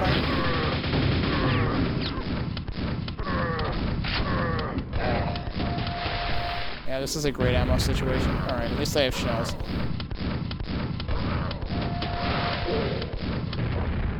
And now it's just open. Okay, sure.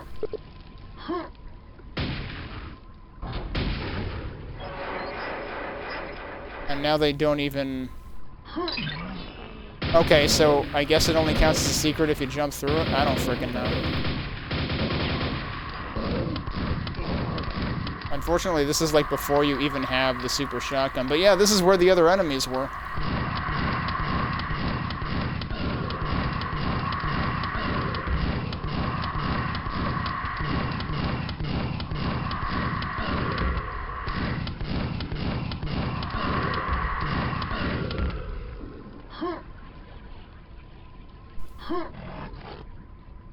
And they don't spawn unless you trigger the secret, I guess. Oh, geez, there's zombies, too. Okay, I do have to remember I have rockets.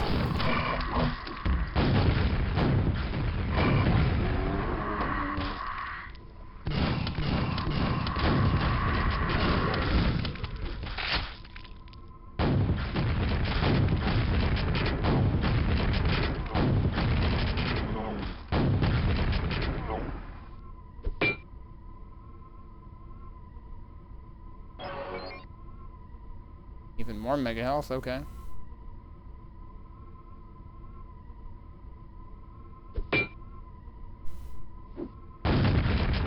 I mean, I get that they gave you the pipe dream secret, but...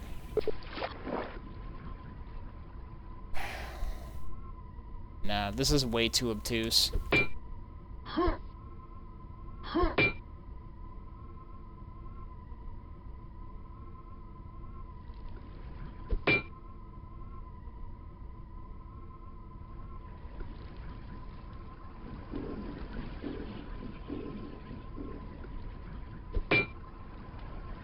Wondering if there's how much there is to do out here. There's all these. Whoa! Hi. I have no ammo to deal with this bullshit.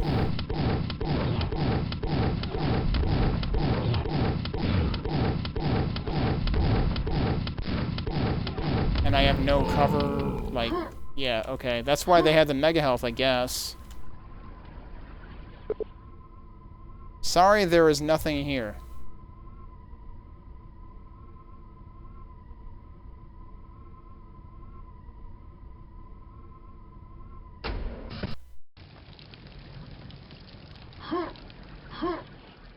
So, that secret was practically imperceptible.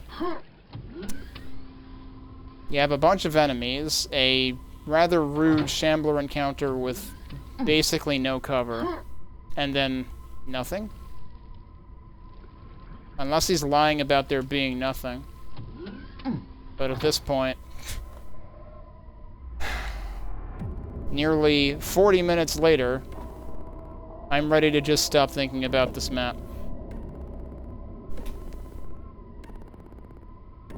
I don't think I had the Thunderbolt in that save. Because I went back and did that without the whole second half of the level, and the second half of the level is where the Thunderbolt was, so my ammo situation was not great there. I went back and did that from my first save, which was before the Silver Key. And therefore before the entire second half of the level, which, like, the way that secret is designed, where, like, first of all, it's almost impossible to trigger it, and second of all, if you do trigger it, you might be inclined to go out there before doing the entire second half of the level, which is before getting the super shotgun, before getting the Thunderbolt, before... I forget, was there a super nail gun? I feel like there was, but I might be getting this confused with the other map. Yeah, I don't know. That just seems... That whole secret seems like problems. So... That honestly, like, tanked my opinion of the map. Oh, that's funny. It goes to lead into Acid Trip next for some reason? Okay. Like, was this meant to be sequentially before that? It's not like it really flows into it at all. It's completely different types of maps. But, there you go. That was Cloisterfuck. I mean, the name seems fitting. I'll give it that. Let's see what folks say about this one. I wonder if anyone will talk about this secret. So Lemoria says, I love this one, nice atmosphere, kind of old-fashioned, but not too much, and the gameplay was excellent. And I forgot to mention, there's a big area you are really not meant to get into, a secret of sorts, but it's huge. I haven't found a non-cheating way to get there. See? I'm not the only one. Though I think a rocket jump might do it. No, because he puts invisible walls everywhere. It's almost as if Shamblernaut created an entire castle exterior just so the view out the windows could be realistic. You know, there was one other map I played a while ago, and I'm not going to remember which one it is, but it had like a whole atrium or something that was teased throughout the entire map, but as soon as you enter it, it's the exit, if I recall correctly. Great map, nice architecture, good monster ammo ratio, not too hard but not too easy either. I might agree with this, except for the outside area, because if you go, like I said, if you go there as early as you can in the map, you're probably going to have a bad time. JS's rocket jumping did not help in any of the obvious spots, and I'm puzzled by, 1, the unreachable push button, which you can reach by no clipping, but after pushing it you're told it's useless. Huh? 2, the push button downstairs with respect to 1, which can be pushed multiple times, but I have no idea what it does. That might have been the one that ungated the gold key, which I was confused about. Because, like, why can you push it again? Still, there are some bonuses in the inaccessible area, and I'm missing 25 kills. Let's keep looking. Other than that, the map is beautiful and has some interesting parts, but could have been harder or more crowded. Okay, I found it, but I had to cheat. In hindsight, the clues made sense, but I still don't think they're enough to figure it out. I 100% agree with this. They're not enough to figure it out, because you can't see that switch, and unless you very purposely line it up, you're not going to hit that switch with ammo, either. Shoot button, oh wait, yeah, this is where he says it. When you are facing the door where you pick up the silver key, you must place yourself in front of the pipe on the left. A shoot button is hidden inside, and you must aim precisely at that button, which you cannot see. Once you've done that, the demon panel behind the altar you desecrated disappears and lets you explore the secret area, which is now packed with monsters. The message about sometimes pipe dreams are just that, and how you should shoot them before it's too late now makes sense, since you can't access the area where the button is hidden after you leave with the silver key. I didn't realize you can't get back in there. So, okay.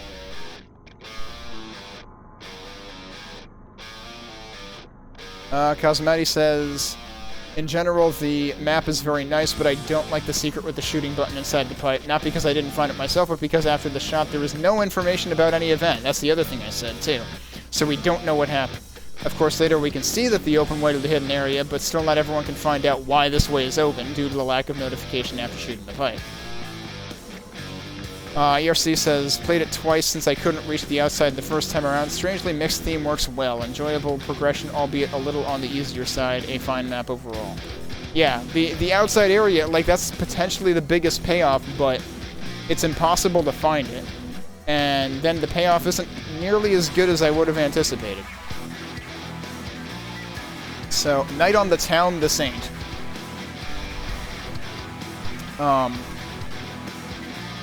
Yeah, so I end up coming out of this one a little disappointed because of that whole thing, but it's certainly an interesting map with, you know, a decent chunk of well-designed areas. It's just a pity that it's kind of marred by the way that secret is set up, in my opinion. But that's gonna do it for Shamblernaut maps. Next, we are going to check out... Oh, I never actually updated my display to say Cloisterfuck. Ah, whoops. This really was a Cloisterfuck. Next, we are going to be checking out Shifting Planes of Existence. So let me actually update this time. That's right, I had this open over here to make it easier on me. So that I can just take this and throw it in here. So let's actually do that correctly this time. So yeah, that was Organic Dissociation followed by Cloisterfuck, both of which were by Shamblernaut. We will be playing more stuff by Shamblernaut because he contributed to Alkaline, and that is absolutely on the list of things to play. But next we are going into a map by Spipper, I think this might be Spipper's only solo release. It uses Knave textures, it is Quoth-based. We haven't played a Quoth-based map in a while. But yeah, so this is another mapper that I've never played anything by before. Let's open the README for this one. Medium-sized map, takes about 5 to 15 minutes to complete, featuring 9 secrets. Features a number of button-operated movable planes, hence the name. Moreover, my first Quake release, oh no.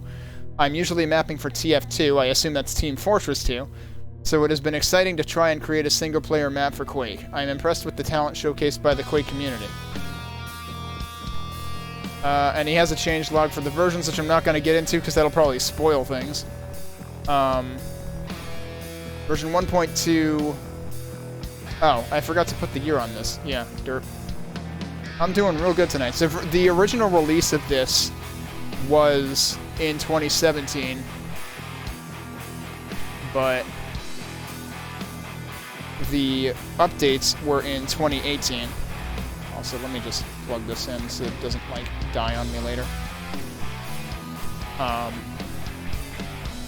You also have an issue with Night on the Town. You have to climb the building 3 times to get all the... Wow. I don't know if I got all the secrets. I don't remember. I know I went secret hunting in some of the maps. I don't remember if that was one of the ones I did.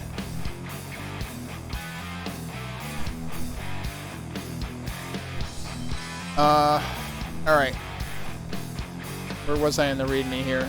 Is there anything else in here, or was that it? Known bugs. The zombies in the masher section sometimes won't die even though they're supposed to be squished by the plane above them.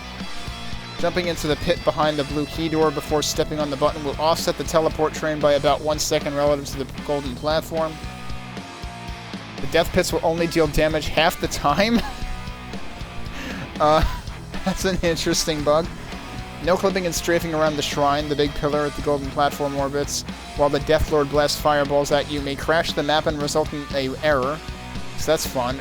Okay. We're not gonna no-clip while things are happening. That being said, Death Lords, oh boy. I remember not being a fan of those. I guess we're gonna find out what we have in store for us this time. Alright, where is my console? Let's get this started up. And, what? Oh. Hang on. I have too many windows cycling around. Let's wait for the game to be up here.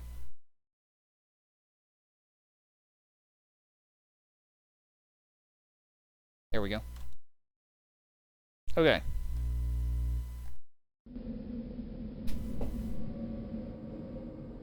So, the README did mention moving things. We already have these moving platforms, which is interesting. 9 secrets seems like a lot. Hang on.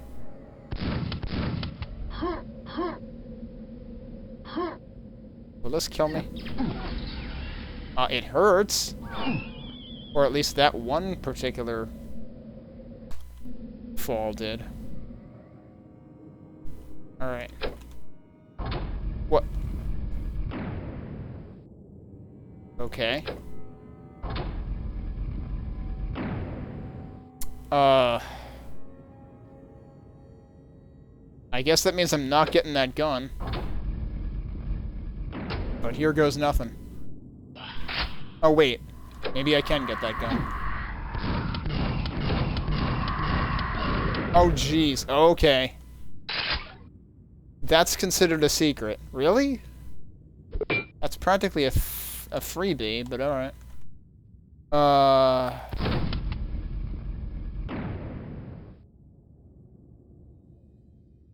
Huh. Didn't that also move this? Also, why are there bubbles?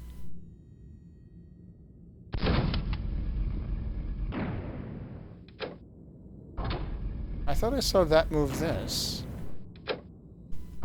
So now I'm confused. Oh, but also...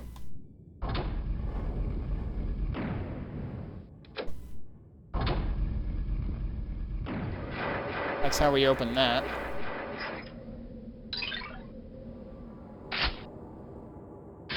Alright, I mean, they seem to reward you with secrets just for, you know, thinking. Can I jump over this? Yes, and the game didn't like that very much. It's weird that these... And, oh, that's what he was talking about with the death planes only hurting you half the time. So I guess it's supposed to punish you. Look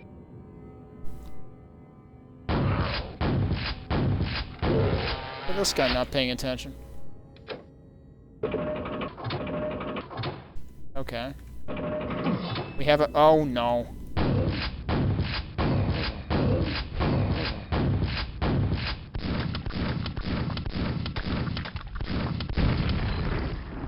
We've got spawns before I have a nail gun. I don't particularly like that. Well, now I know why there's a shortcut there, because I guess the other way of getting in there... Still don't understand the bubbles.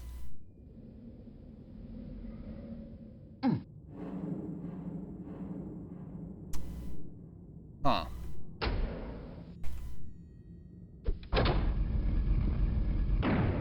Uh-huh. That's why that was blocked. Okay. Oh, and there's my nail gun. Alright. That's a fiend butt.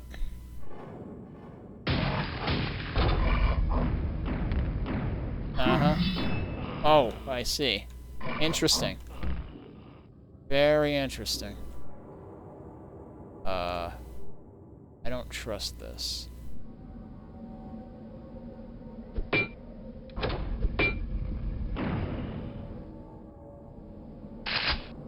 Another double shotgun? Alright, that was the non-secret one, I guess.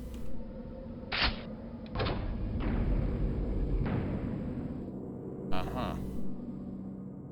Damn, this took some thought, man. This is a very unique map.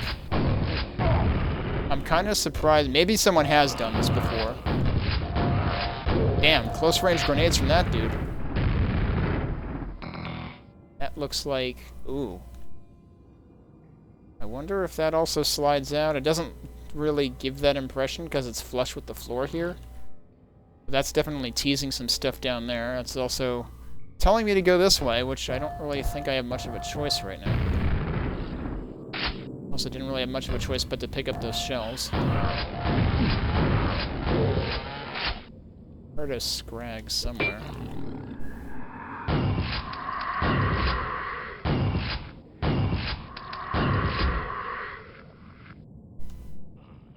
Okay, well, that's a thing that exists. That's apparently also a secret.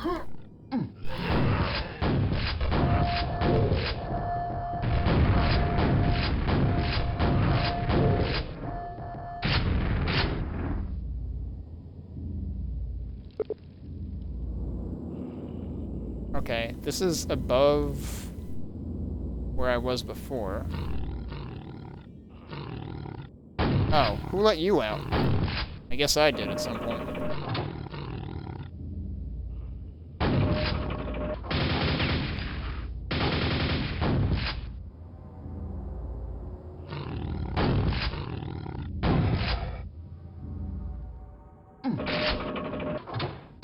Wait, have I been in here?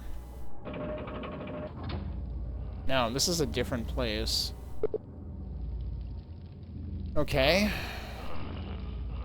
Also, I'm wasting this mega health. Well, somebody died. Do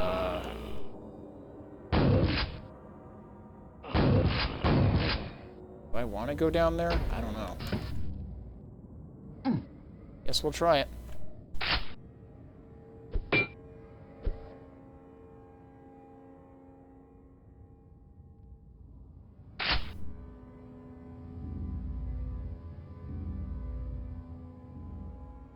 Oh, I've been here. Okay. That was the shortcut switch. I still haven't actually come in here. And this is the room that you see on the screenshot. Why is everybody facing the other way? Oh dear.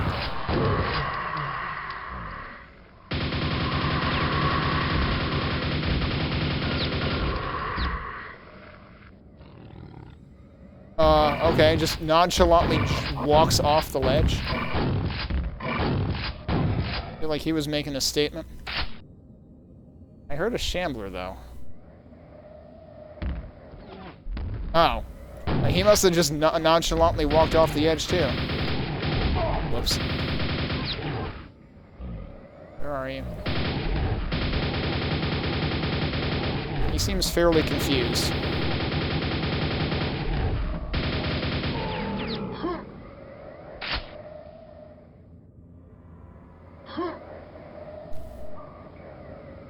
Oh, there's something under there, too.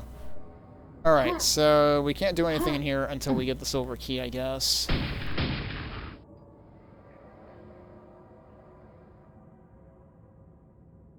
I still don't know the meaning of the bubbles here.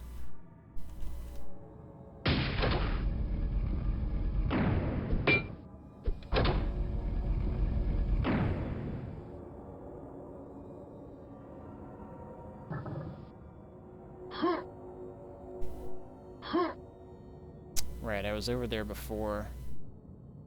Huh.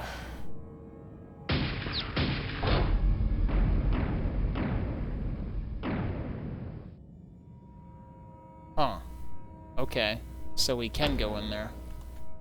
Oh, no we can't. It's all barred.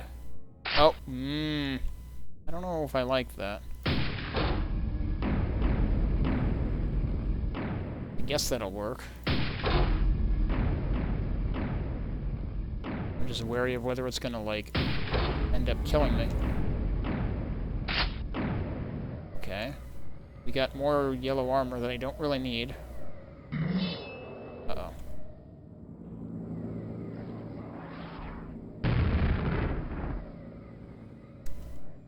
Oh. What? Not what I expected. Huh. Okay.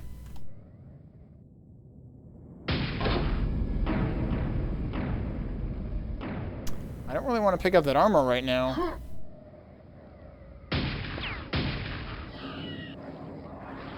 I actually hit it through there? Wow, okay.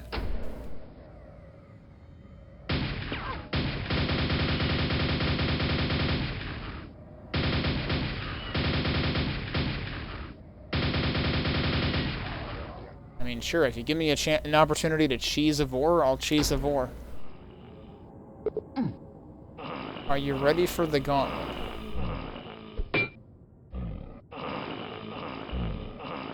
They say that, but... I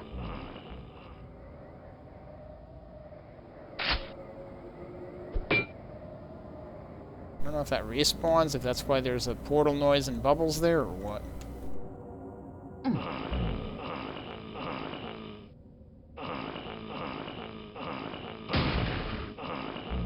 I definitely see the Shambler down there. I don't exactly know how the gauntlet works.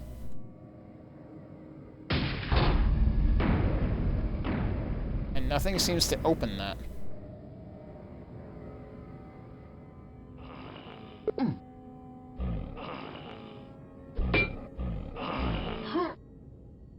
Is there supposed to be another shootable switch around here that I'm not seeing?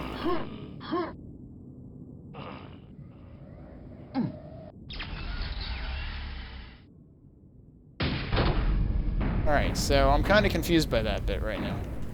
I'm gonna go see if there's other stuff that I should be checking out first. Is that a whole bunch of full bright pixels that shouldn't be full bright pixels?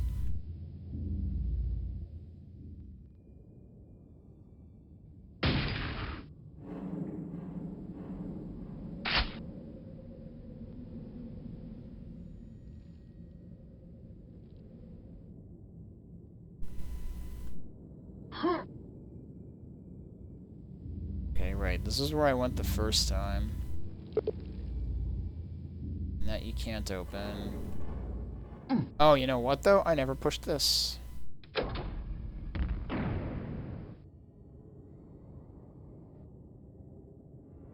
shortcut activated, though. What I'm interested in is... Oh, okay. That's what the portal noises were. They were just a shortcut back up here, and that's what it meant by that. Okay. Alright. Well, it's telling me this is the way to go.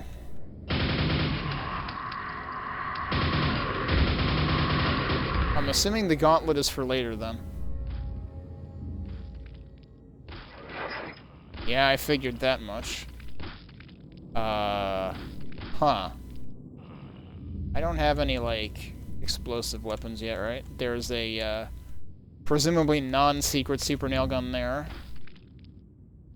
I guess we're going down here. Oh dear. Was this the gauntlet? Well, I'd like to not pick up all that ammo accidentally and completely waste it.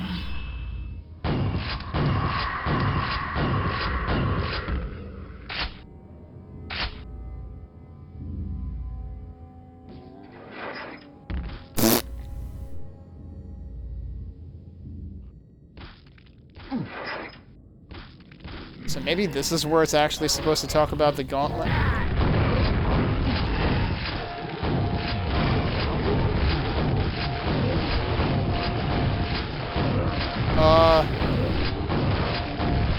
I don't think they're ready for the gauntlet. Okay, well they just did me a big favor and got rid of the Shambler for me.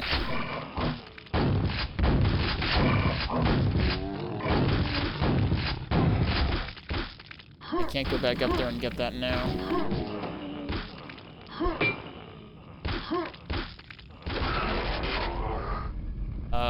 Okay. Why?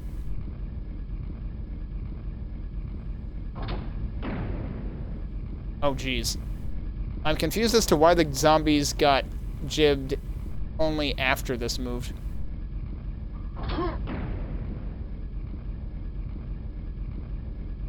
So this is an interesting idea. On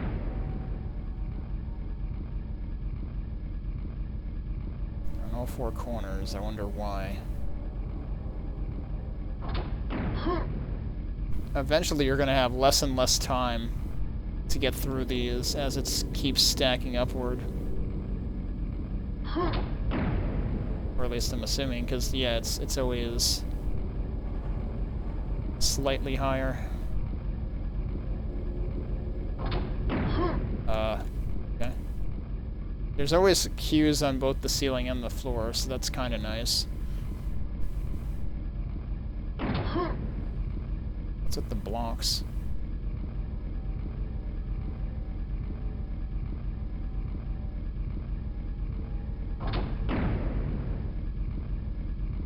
Also, how long does this section last? I'm a little worried.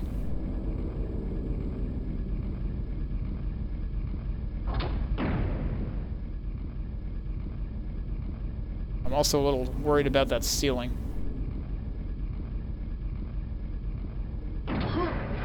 Uh-huh. Oh, okay.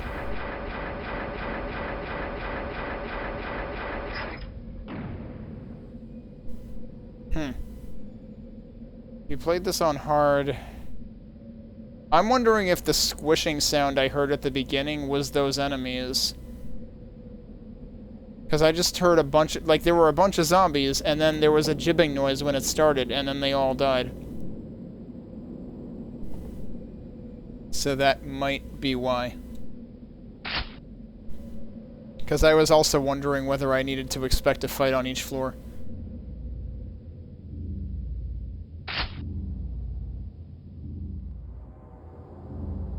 Okay, I'm assuming when I do that, that's gonna move. Oh, come on. That's not very nice.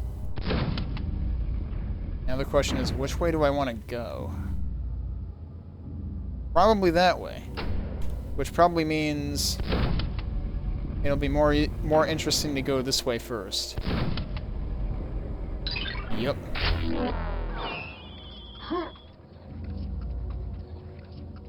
And then we want to do that again. And now we get that.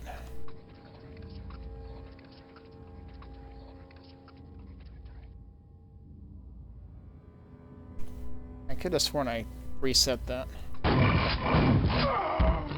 Good job.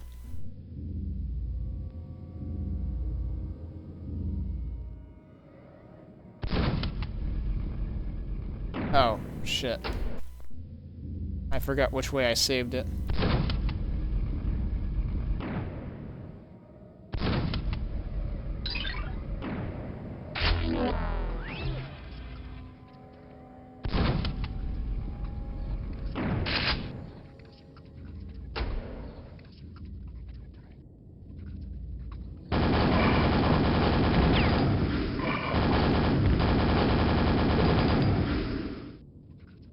Sacrifice complete.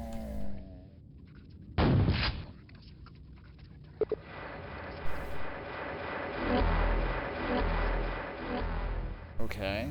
But what about all this stuff?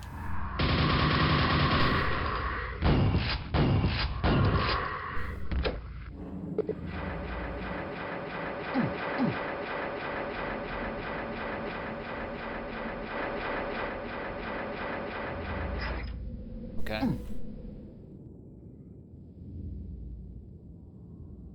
Oh boy. Is this gonna move the platforms?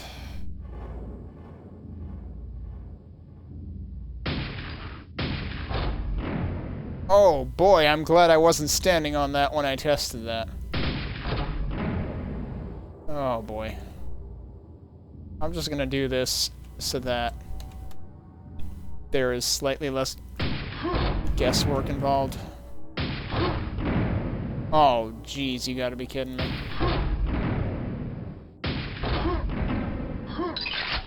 Is this a secret? Okay. So that was all optional. Pretty interesting. I mean, the rhythm is consistent regardless of, like, the moving platforms versus the crushers, but...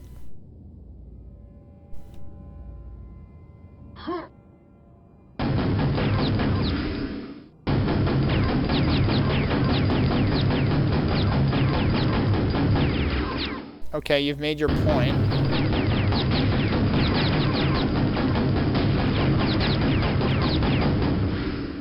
That is very noisy.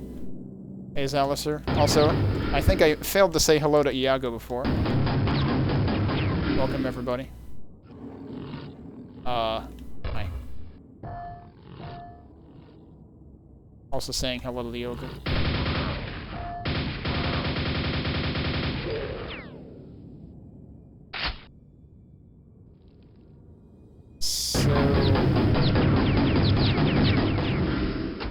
Is there any points going in there?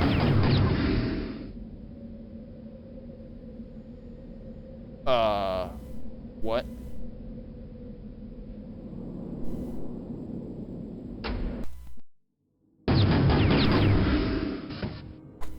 I'm playing this map wrong. I know why there were no enemies in there. Hang on. Let me double check the readme.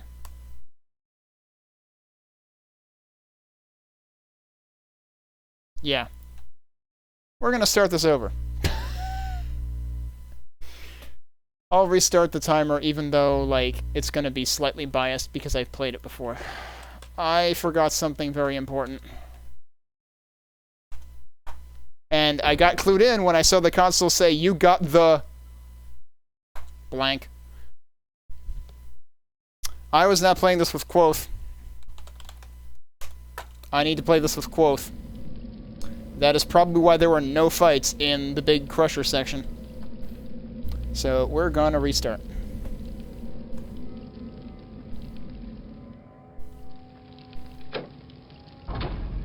So the time's gonna be... Oh, right.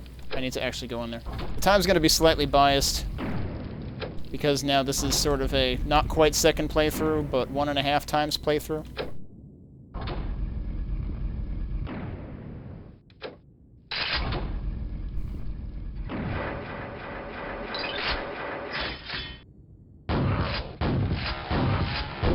Ow. That was rude.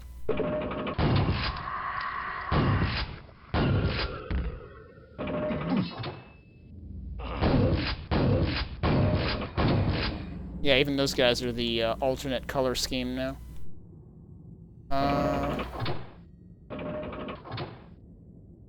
Forget. Do I need to do this one? I think it's already kind of in the right place anyway, so it doesn't really matter. Yeah, it's very easy to miss where it mentions quoth in the readme. It probably would have, I think it probably would have served me better if I had also, like, accidentally glanced at the quidicted page, because I believe that also mentions it.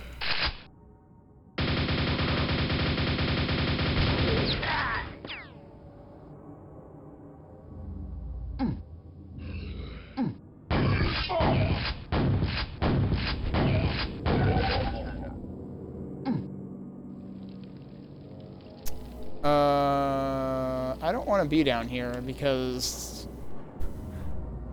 at least if it's like without quoth, there's going to be a fiend in there.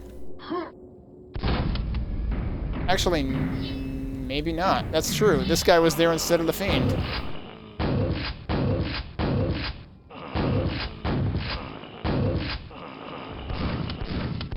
Oh my god, come on.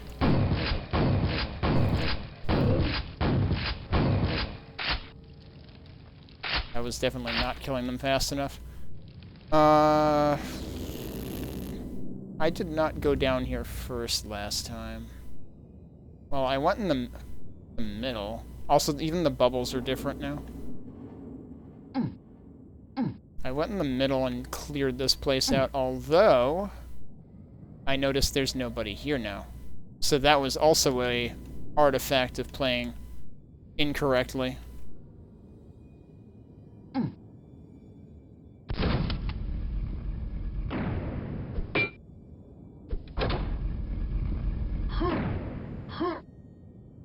So yeah, let's just go along this way. Actually, yeah, okay, this is what I did first last time. Ow.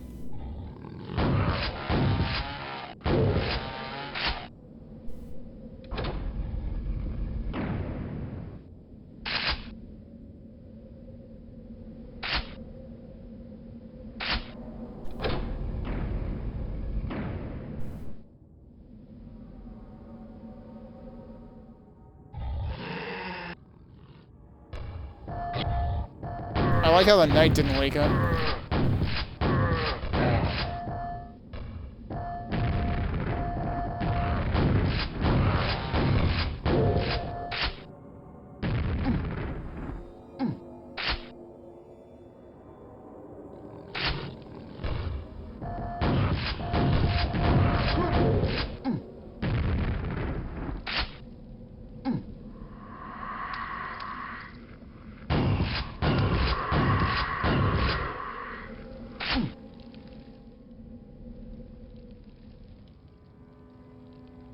Okay, well this is still where it was.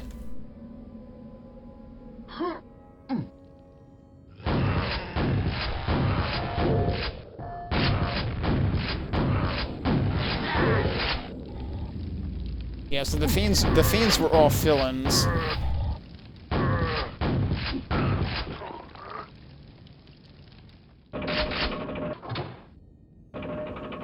That's where I came from. This doesn't open here.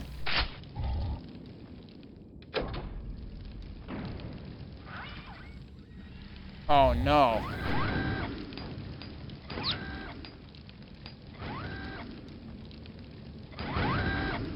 Wait, what are these things?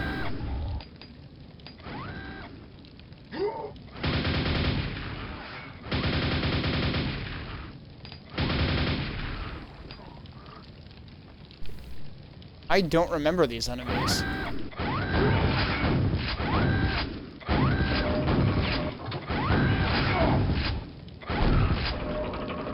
That hurt a lot. There goes all my armor. I completely forgot about those enemies in Quoth. I was thinking that was Eddie or whatever. Alright, I guess I'll take that armor then.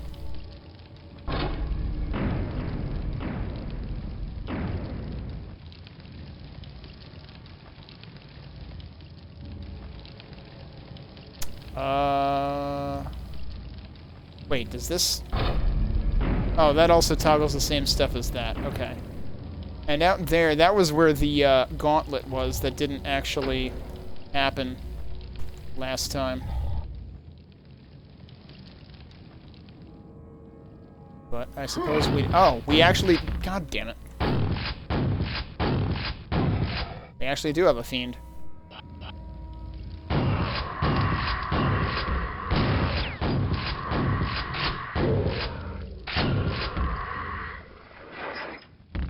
What? Oh, that's right, and that's where that whole thing is, right? So let's go down here and see what happens this time.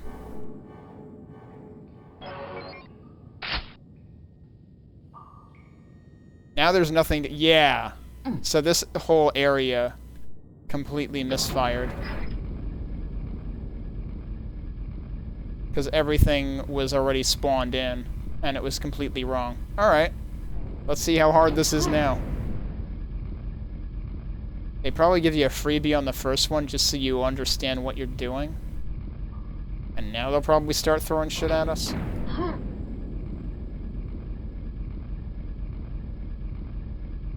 Maybe? Oh, there you go.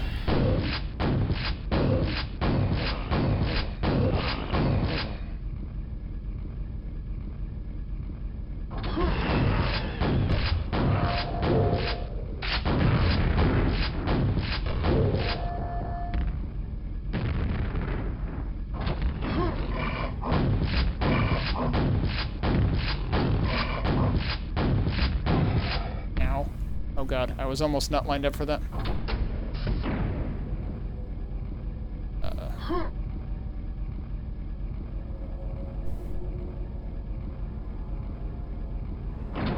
Yeah, I figured that's why that was there.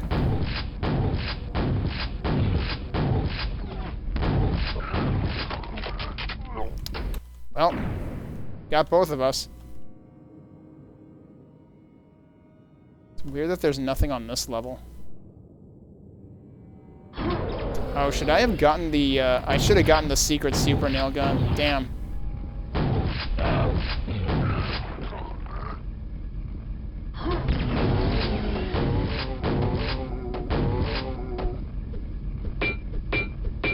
I don't have any grenade. Wait, what? Oh, he got squished.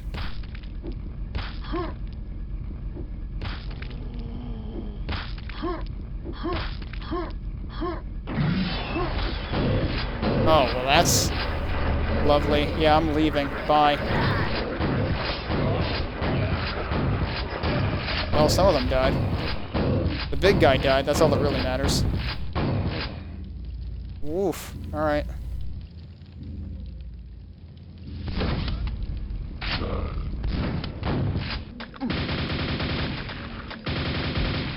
He got stuck in the rafters.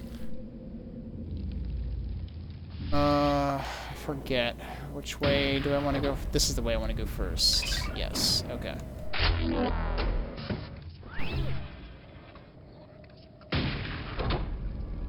Oh, I should have frickin' took those shells. I'm an idiot.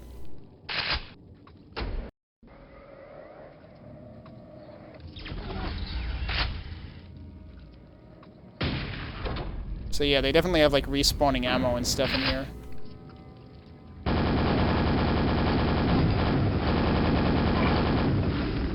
The heck? Okay.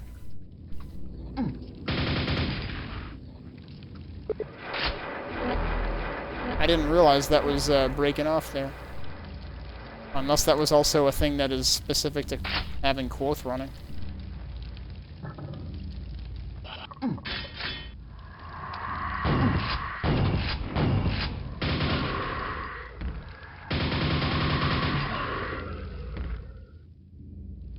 thought there were 3 of those.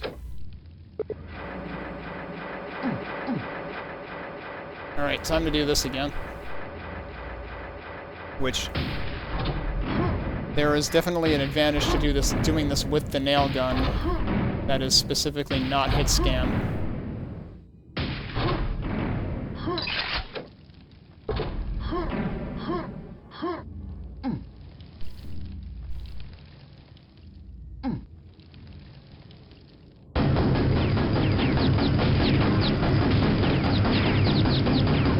Oh, there's supposed to be a key. What the f... Well, that's a neat effect. Yeah, so that's kind of important. That was the item that was blanked out and invisible when I was incorrectly playing without quoth.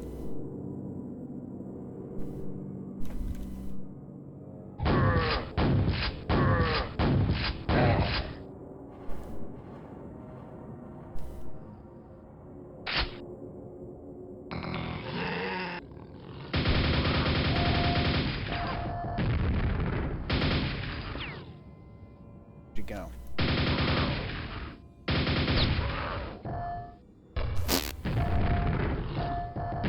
Grenade got lodged in there.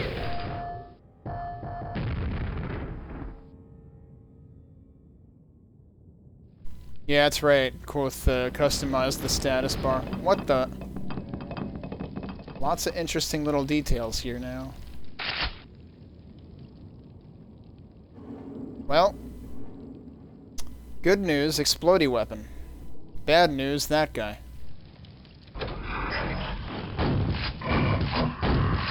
I was hoping I could squeeze through the door before...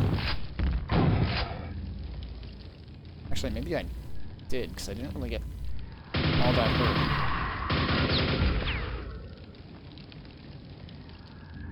Was this also a shortcut back?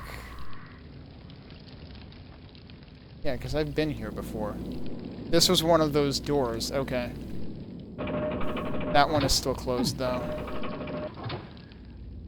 Where's this other scrag? There you are. What happens if I hit this again? Oh, nothing.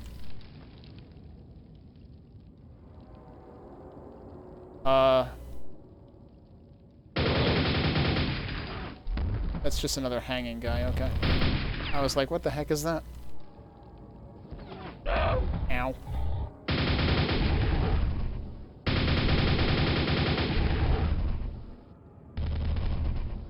Well, the knight isn't hitting me, but this guy sure is.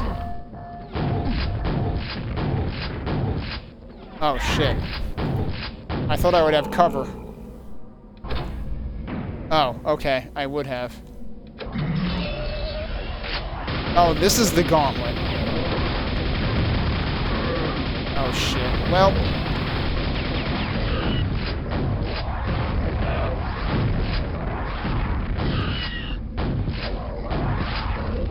That didn't hit the floor.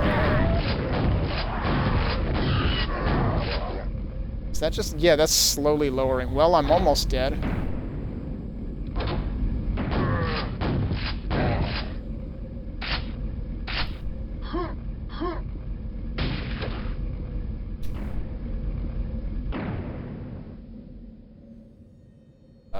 Oh, I see. That's what lets me out of there.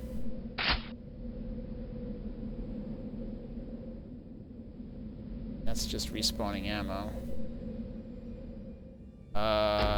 Separate save file, for sure. Yeah, that is here. Okay. So the interesting thing is, like, I was here before and it said, "Are you ready for the gauntlet?" I don't actually know... Oh, okay. Yeah, you were supposed to shoot through to that. I didn't notice that before. So that's actually ostensibly how you're supposed to get into the gauntlet. The way I did it was maybe not quite as intended.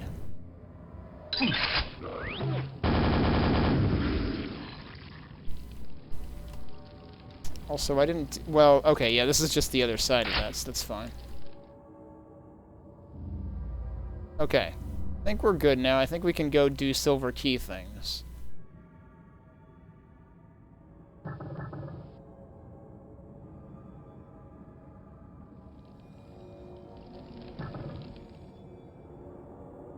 There's nothing else for me to do in here, is there?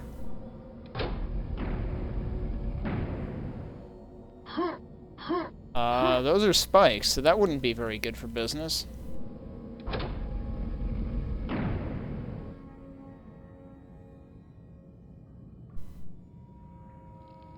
I am going very backwards right now.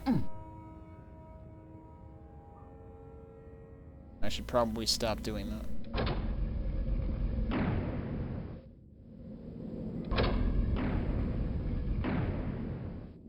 So what happens if I do that now? Oh. I never checked that out, actually. And I'm pretty sure there's stuff down here. Yeah, there is.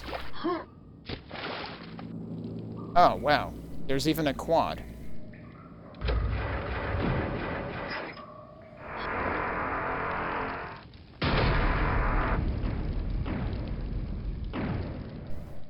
I didn't actually realize you can, like, get through to that way, too.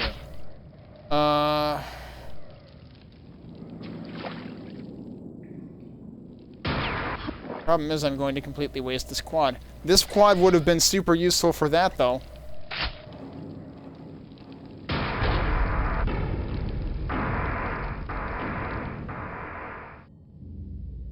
So that's probably what that secret was intended to help with. What I should really be doing is coming back here. Because this is where the silver door is.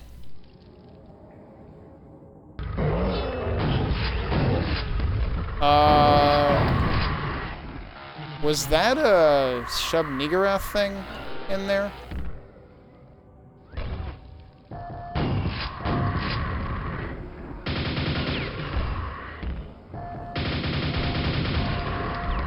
Oh, hi.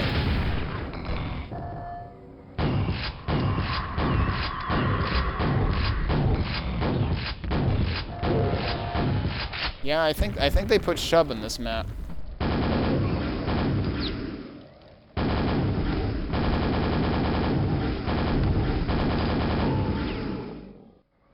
That sure looks like the Shub thing.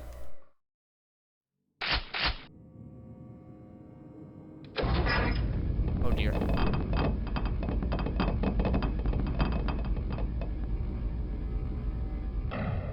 Okay, well, we're traveling with it. What the?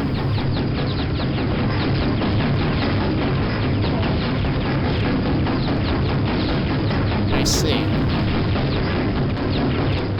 Oh, was I supposed to go over there?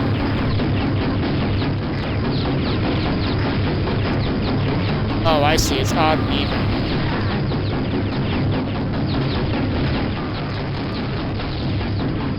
Oh, gee, there's a guy up there? Okay, well, that's a whole lot of crap that's happening at once.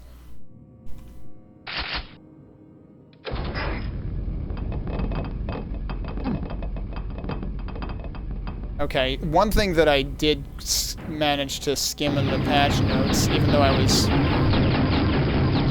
trying not to look. Hey, Ricky, thanks for the raid. Oh, okay, no, we are nowhere even close to jumping on that. Am I seriously just supposed to live with this?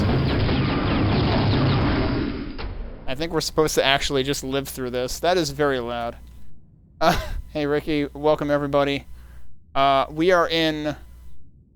This is a very interesting map. Shifting Planes of Existence is what we're playing. And I got off on the wrong foot for the first several minutes playing it without Quoth by accident. Because it totally slipped my mind. I knew I had read that it requires Quoth, and I forgot to start it with it.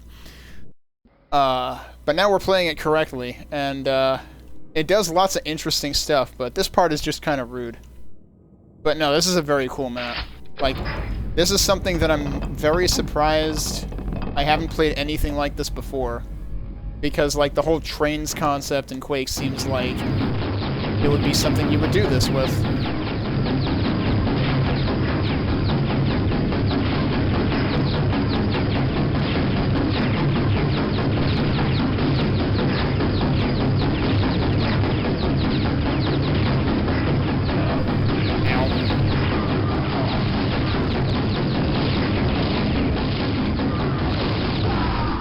Like, how are you supposed to deal with all that at once? I do not have a rocket launcher. I do have grenades. I have 45... Yeah, it does. It's very loud. With that many nails going at once. You know what? Hang on a second. Have I left any nails lying around? What's this guy doing here? What are all these guys doing here? Wait a minute.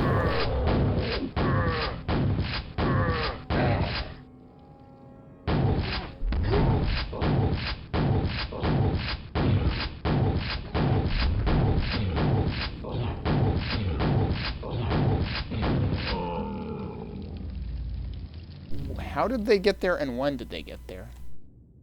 And that's boarded up now, which means I need to shoot something to get that to come back down. Oh, that probably moved when I shot the thing that led to this opening. I don't know if I can get that back. I might be screwed on that one.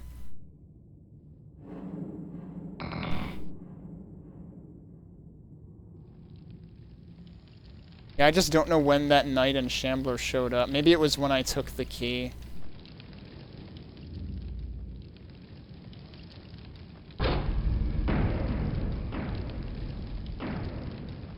That did a lot of things at once.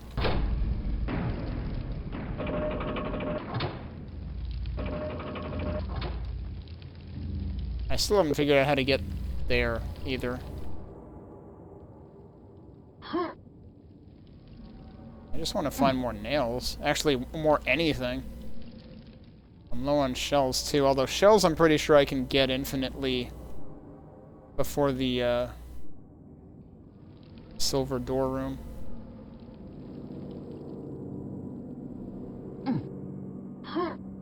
Oh, hey, I didn't pick these up. Okay. That might help. But yeah, this part of the map definitely ramps up the difficulty. Where do I want to go now? Back here. So you get shells there, you get more here.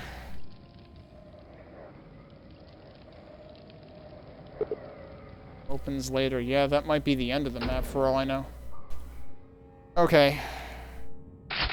They do give you Thunderbolt ammo there.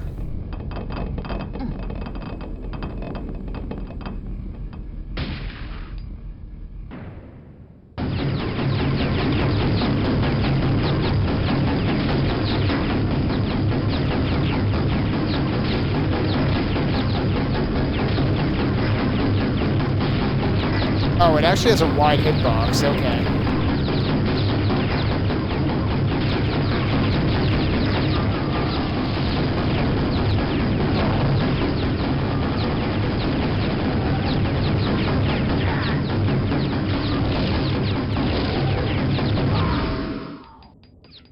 I think I just about had all of them, but I also chewed through all of my nails and Thunderbolt ammo, I think, or no. Nails and I should have plenty of shells. I was starting to shoot through the Thunderbolt ammo.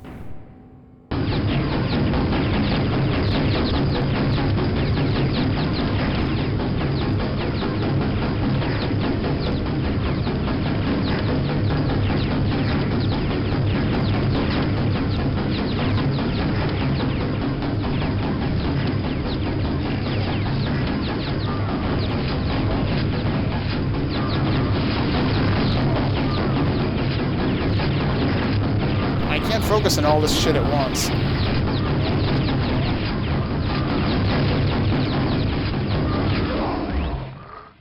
Wait, what?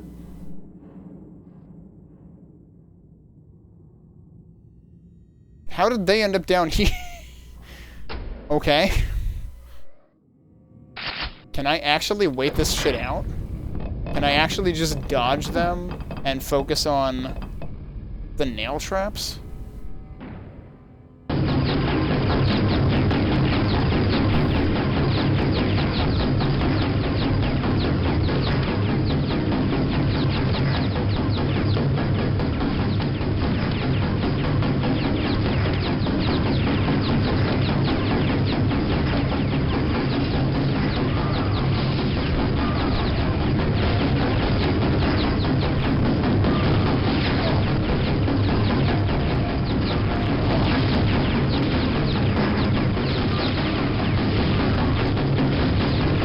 To shoot that. Okay, yeah, they just die at a certain point. These are new guys that spawn in.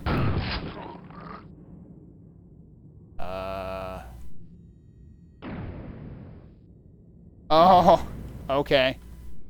It's another obstacle course.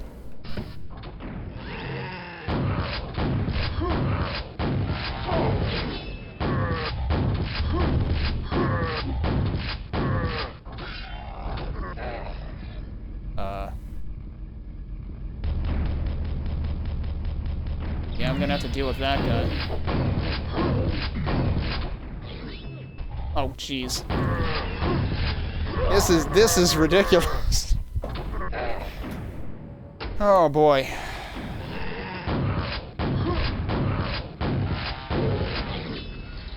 I am kind of wondering if I can just, like, what happens if I just chill out on one of these platforms? Oh. Okay. Oh, that, well, that might actually be a choice.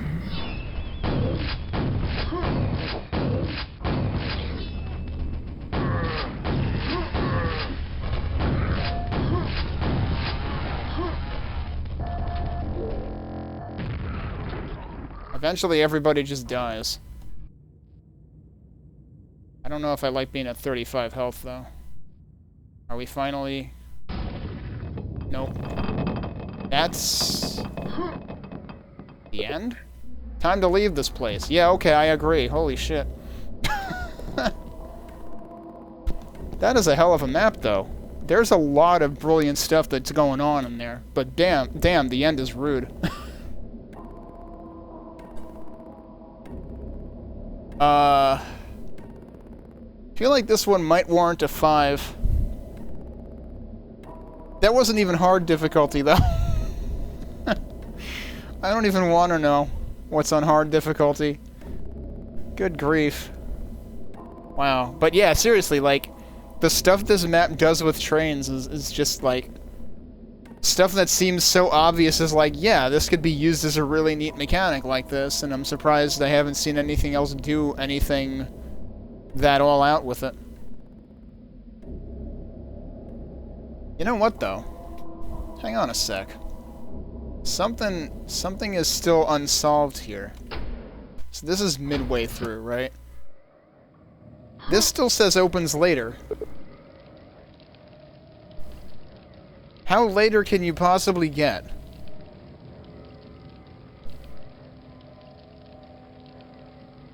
Like, is there actually supposed to be a way back? I didn't save at the very end.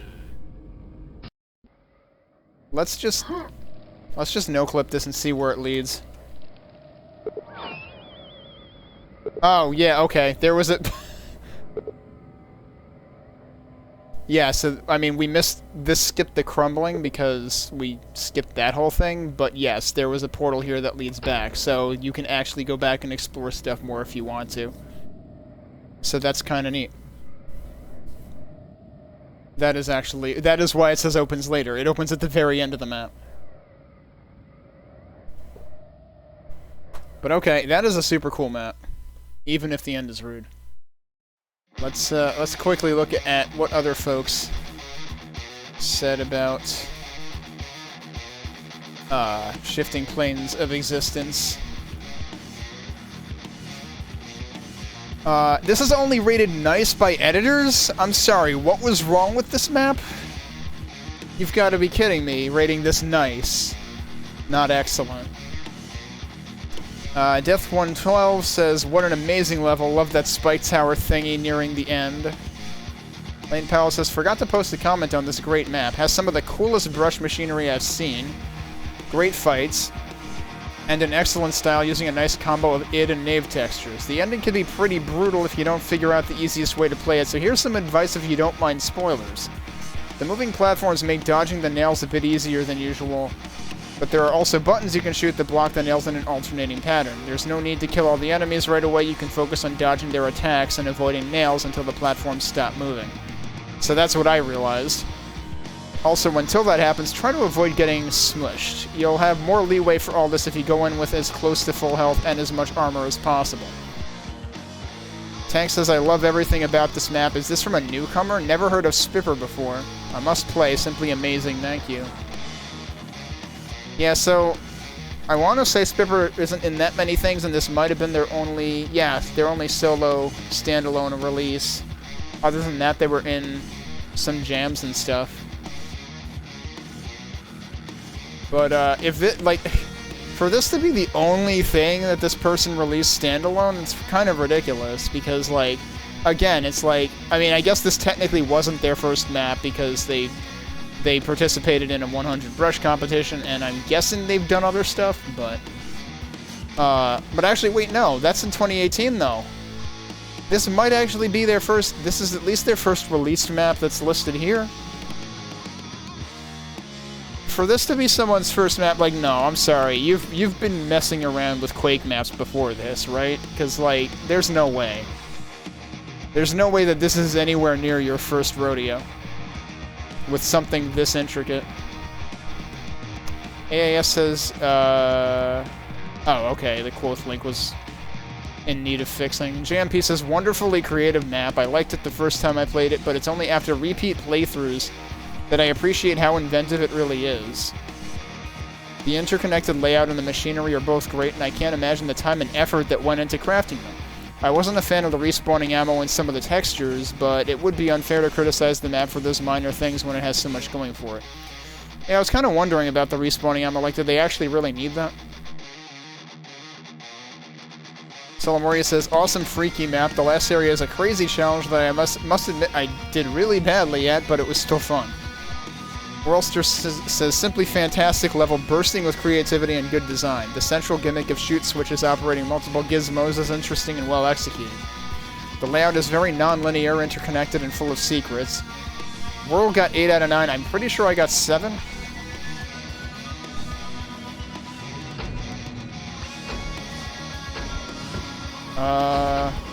If I just go through the exit, yeah, it says 7. I'm pretty sure that's what it said. Like, I don't think there were any others beyond that save file that I had gotten.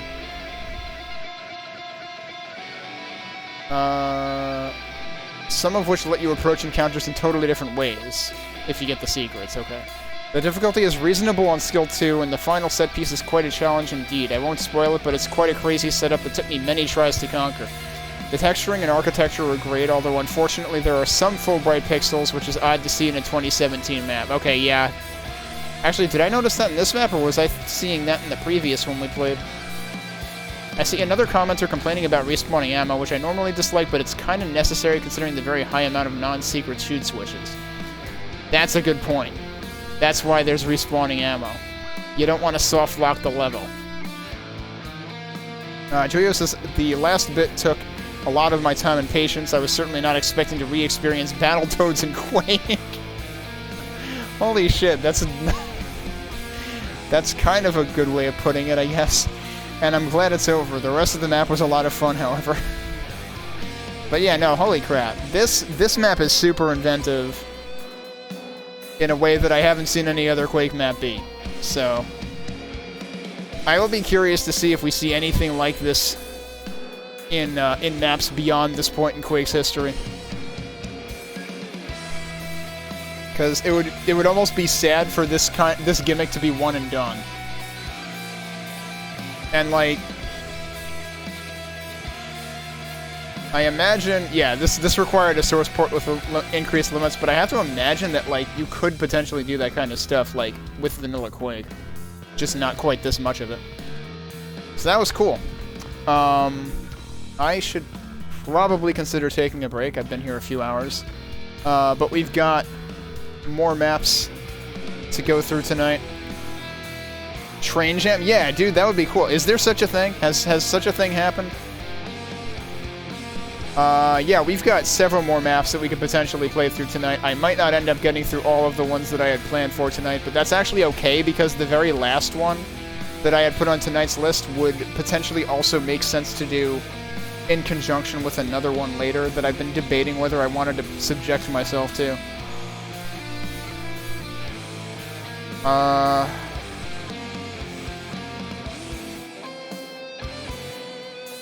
It doesn't really seem like there's been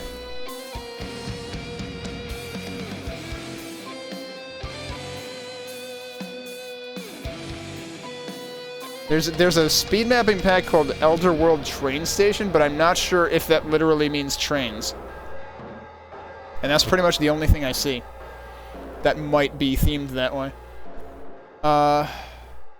But yeah, let me take a break, and I'd like to hopefully fit in at least 2 more maps tonight, but we'll see what happens when we get back. So stay tuned, we got more stuff to do.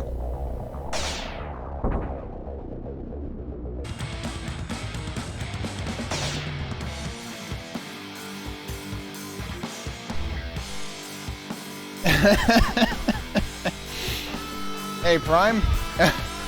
Welcome. We are back after the break, and we've got... Whoop, hang on, let me reset the timer. Because that time is from the previous thing we just... Well, did that not work? There we go. I apparently didn't hit the button hard enough. I don't know. Oh, and actually, let me put that one down.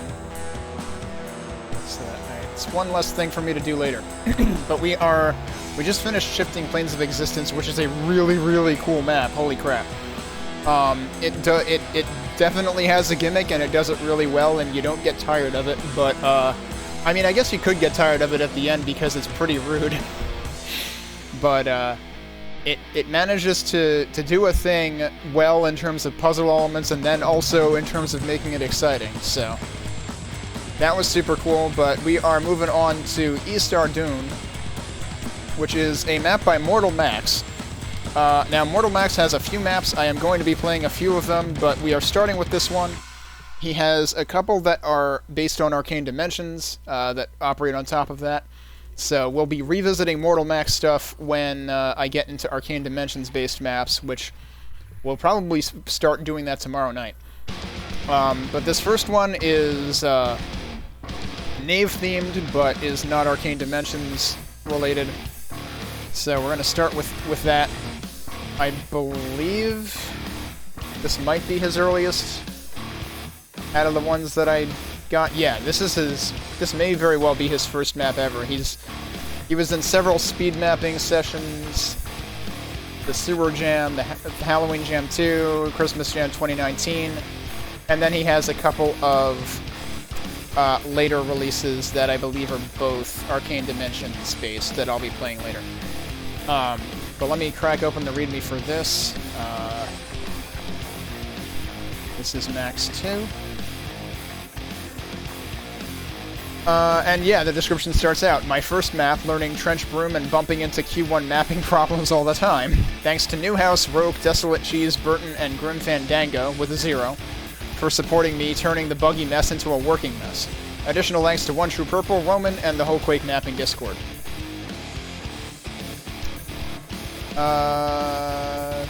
Seems to suggest Quakespasm, but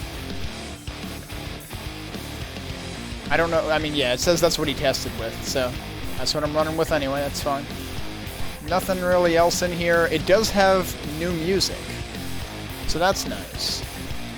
Does it say who did the music?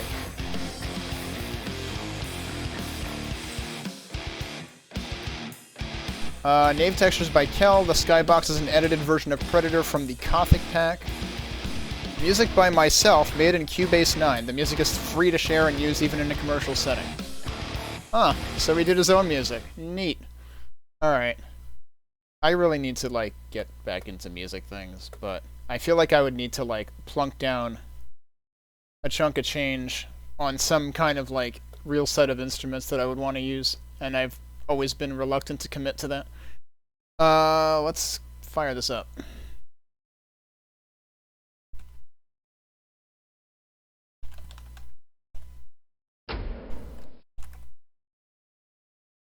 Okay. Wait for it to show up. There we go. And we'll go ahead and start this.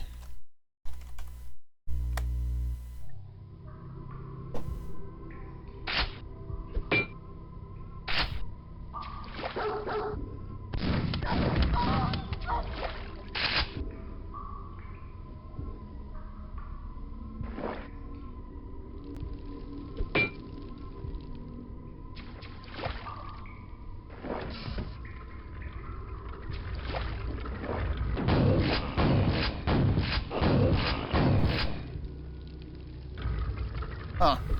A chair with a book on it. That's neat.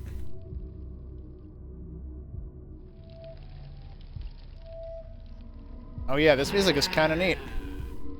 It feels like it could really fit in with the stuff in like Epics of Enmity and whatnot. Ow.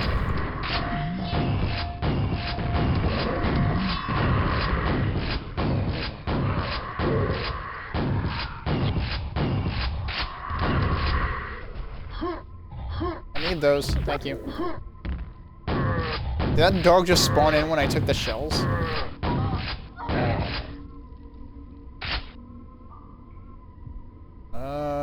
Okay, I was gonna say there ought to be a nail gun soon if I'm gonna be this low on shells, but there's also shells there.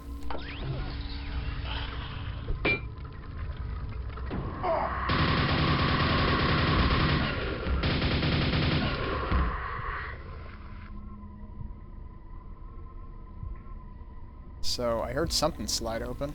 This is where I came from, though. Oh, it's this.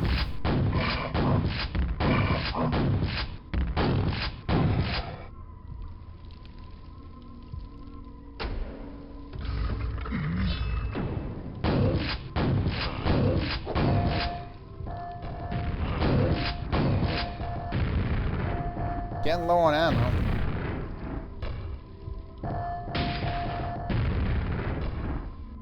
Okay, but there's a bunch in here. That works.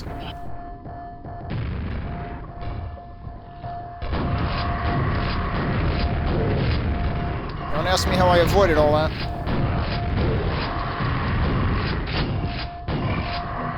Oh, holy shit.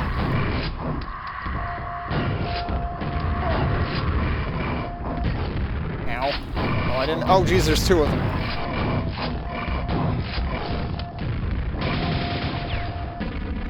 I didn't know there was a sequence to be had, but okay. I should probably get rid of these damn ogres.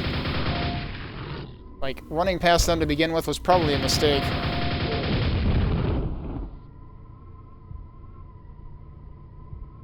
Wait. Was there only one? With as many grenades as I was dealing with?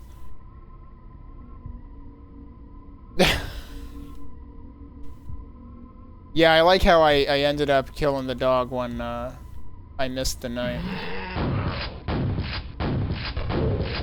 It's like, thanks, dog. Dog is truly man's best friend. He was trying to make me look less bad when the Death Knight was making me look bad, which always happens.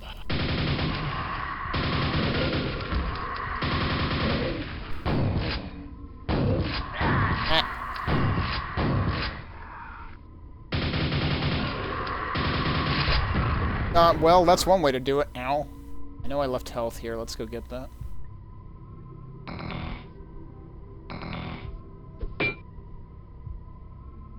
And there's obviously armor up there.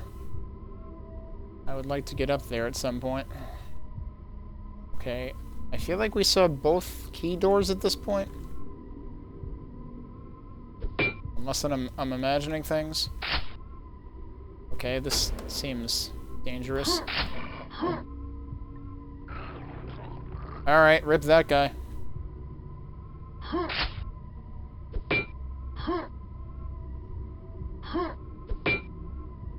You'd think there'd be a reason for jumping over there. A foul smell comes from below.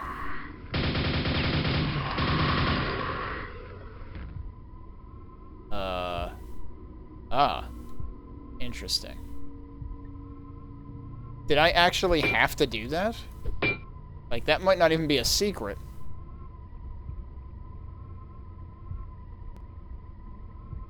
Yeah, I was waiting for that. Like, I was like, okay, but is he dead, though?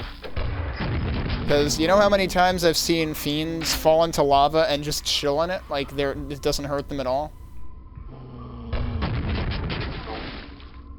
Probably more times, definitely more times than I can count on one hand. Possibly more times than I can count on two. That... okay.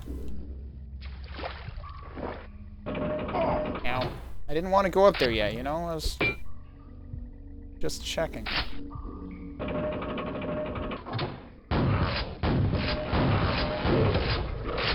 Oh no. This is not a good room for spawns. Fucking hell.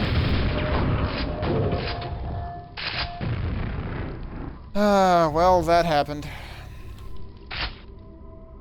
Oh, this is... Oh, God. No, I don't want any. What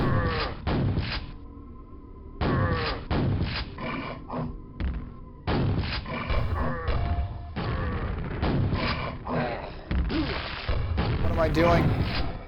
That was incredibly dumb.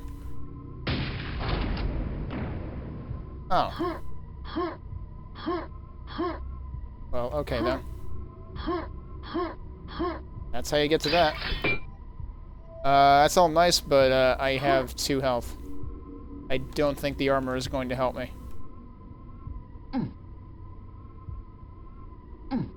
Unless I can find more health.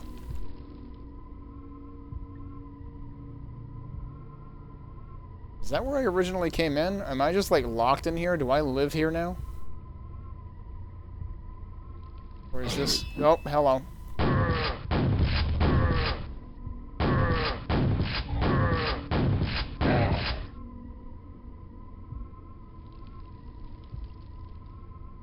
Hi, Denties. Am I pronouncing that right? I hope I'm pronouncing that right, but let me know if I'm not.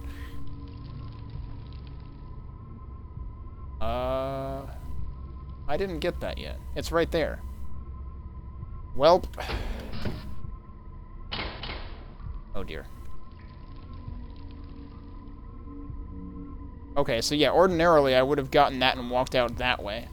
But I was a goofball and went out this way instead.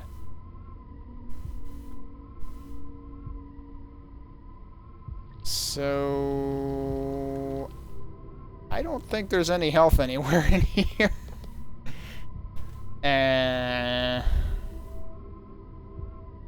I intentionally saved in a separate slot for that reason. Hey, there's health. God damn it.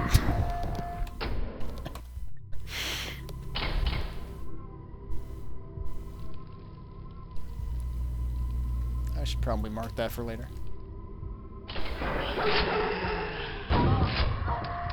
Oh no. Okay, yeah, you get mad at that guy. Ow.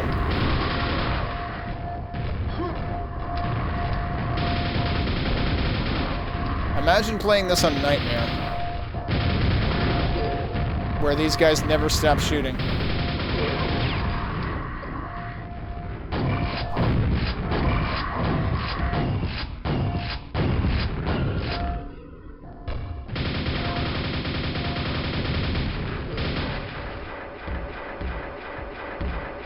Oh, interesting. I am playing Quakespasm, which is a, yeah, one of the source ports that's been around for a while. It's really weird how... Okay, I guess you just need to be... Yeah, you gotta be at the height of your jump to get... Oh, God. I thought that... For a second, I thought that was, like, a pit. Oh, you already clipped that? I had marked it to clip it later, but thanks, Brian. I am so behind on clips. I have stuff written down from, like, at least 10 episodes ago that I need to catch up on. I last caught up on it before I hit episode 100 of Better Quake Than Never, I believe. Alright, so I guess we're going up the Hexen staircase. Gotta try shooting all the windows, because there have already been secrets in windows. So yeah, this is not the Steam version, but I have played the remaster specifically for Dimension of the Machine, which I feel is a pretty nice, you know, official expansion, effectively, that really feels much more in line with, like, modern community content for Quake. Actually, it's funny, I just played another map by CZG last Sunday, and CZG was one of the mappers for Dimension of the Machine, and it was Witch House Mixtape, which was released in 2020, right at the beginning of the pandemic. So probably before, presumably before CZG was working on Dimension of the Machine. But it felt to me like it had parallels to it. Oops, hello. We got Statler and Waldorf over here.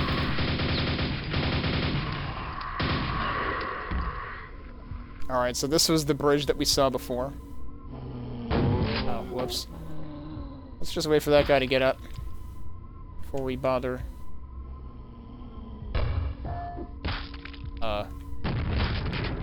Thank you. That's still... Oh, he wasn't up yet? Wow. That zombie overslept. I feel like they usually get up earlier than that. Okay. Yeah, I knew that was coming. Now where am I? That's what I thought. I'm back out here, but this is interestingly locked now, which is where the silver key was. Oh, that's not very nice.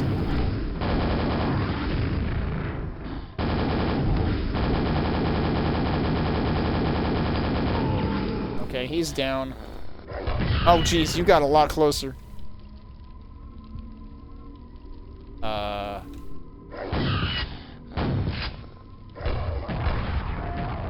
Oh, what? Okay, we're good.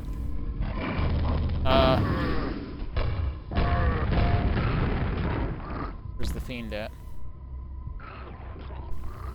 What? Oh god, did he jump off too? The second one that did it. This is that same room. This is absolutely that same room. Yeah, he just jumped off. Holy shit. 2 fiends have done that.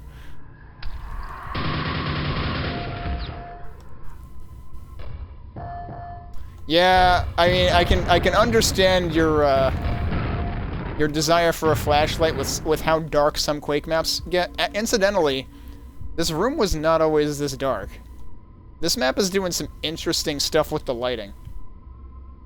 I feel like I haven't seen too many, you know, standout instances of the lighting effects, like, of dynamic, like, lighting that changes throughout the map. But that section is done at least twice, because it did it once when we got the silver key, and I'm pretty sure it didn't make the whole thing dark then. Now the whole thing is dark. Alright, so we got the gold key. Now I need to remember where the heck to... Oh, yep, alright, that answers that question. There's still a scrag out here. Okay. Oh, surprise, we finished the level. Yeah. 1 secret out of 5? Really? I thought I got at least 2. Didn't I go... Oh no, we went down there the first time. I feel like this map might... Okay, if this was how we got in here before... Is there actually... I suppose I should stop the timer because I technically finished the map. Is there anything behind these things? Yeah, they're definitely... Oh, okay, that's just the other side of this, though. That's all that is. Okay. So that's not really anything. I guess the one secret I got was the armor up here.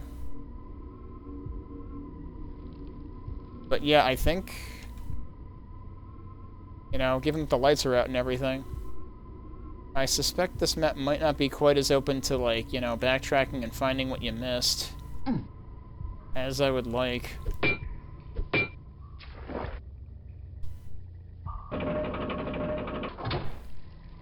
So I don't really anticipate finding anything else, which is why I stopped the timer. For that reason. I feel bad only finding 1 out of 5 secrets, but... I don't know. That happens sometimes. Wait, is that something? That is something. Oh. Okay. And that just brings you back up here. Alright, we found 2 out of 5. Maybe I'll retime that for the site. You got stuck on original Doom because some rooms were too dark? The first room I think of like that is... Is that the end of E1M5? I might be remembering the wrong number. But, if the room I'm thinking of, the first room that, like, I would consider way too dark in Doom, there is actually a secret light amplification visor that addresses the issue, but you have to basically fumble around in the dark to find it. But yeah, there are a couple of places in Doom that that I guess do that, and Heretic and Hexen might do it a bit more too. And actually, that being said, I remember when I was playing the Age of Hell demo, which is GZ Doom based, last year. They took a lot of feedback from me, so this may be getting addressed, but I noticed that a lot of the enemies very much blended in with the lighting, and there were a lot of like dark corners and stuff where it was very easy to just completely not notice enemies, and it would be hard to tell what was attacking you.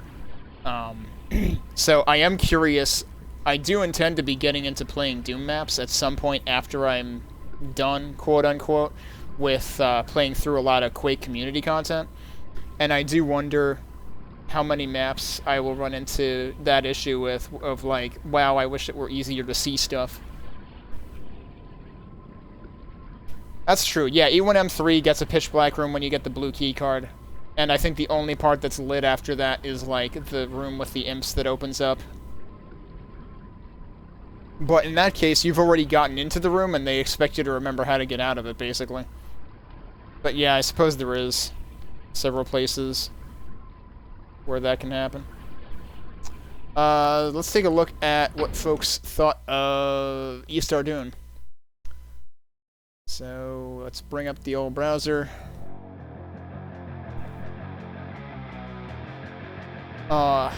So yeah, it was a neat map. I thought the lighting effects were really neat. I feel bad that I only found one secret. So Lemuria says, good little map, some cool challenges, and nice to look at too. I mean, you would be hard-pressed to manage to make a Knave map that, like a map with the Knave textures from Contract Revoked that isn't nice to look at. Miles says, I love RuneScape, we'll definitely have to try this map. What?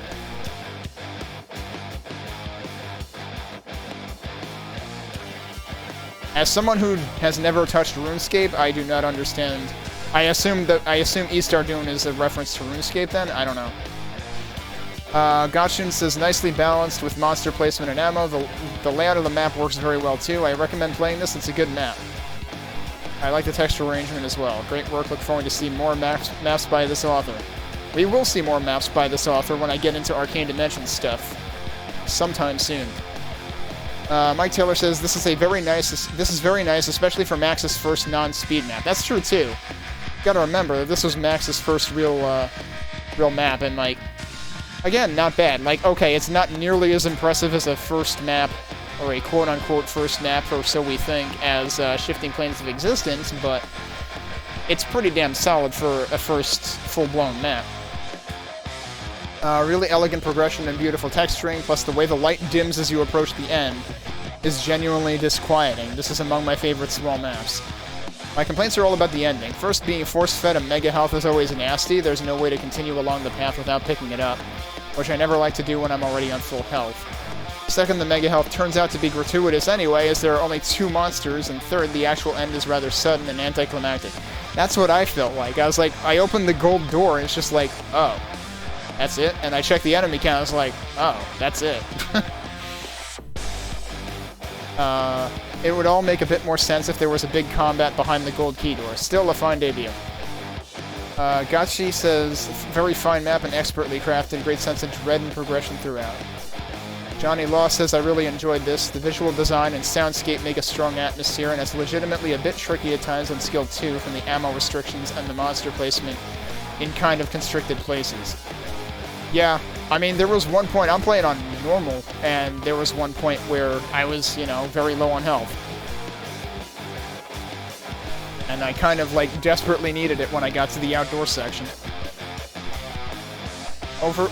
Overall, just a very cool set of spaces to work your way through and revisit and cross over in various ways. You can see some of the same strong points here that pop up again in Secrets of the Keep.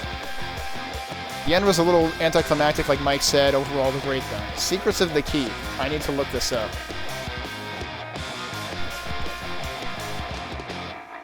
Oh, that is another one of... Okay, I believe we will be playing that. Let me double check that that's on my... Yeah, that is on my list. So that is one of Max's later maps. That is arcane. That uses Arcane Dimensions as a base. So I will be playing that when we get into more Arcane Dimensions maps.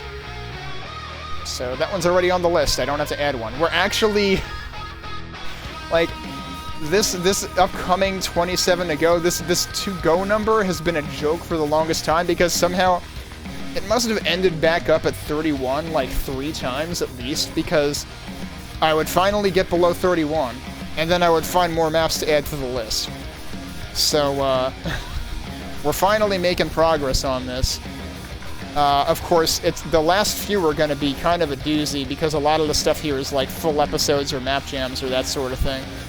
So, this number is not particularly indicative of like how much time we have left to play Quake packs. I fully anticipate we will still be spending I can't talk anymore. Still be spending several more months playing Quake. And we've been doing this since the beginning of last year, so to give you an idea. For those who have not seen this page before, this is at kenny.stream/BQTN. I'll also dump it in chat on the Twitch side of things. So you can see the full list of things I've played in terms of like games and expansions, and also all of the packs that I have played, starting from like 96, 97, and going roughly chronological, but we did kind of jump around when I like found other things that I overlooked that I should have played.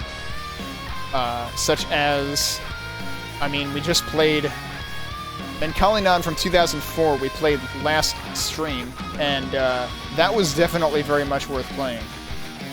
And also, no, I guess that was the early one on this list, because we started from 2020, went all the way down to 97 in 2004, and then ended up back at 2020.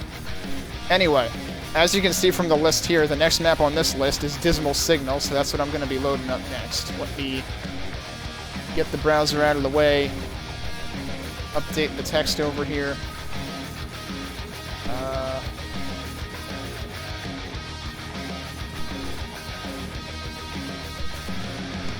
And write down the time we had on this map. Although I might want to update this.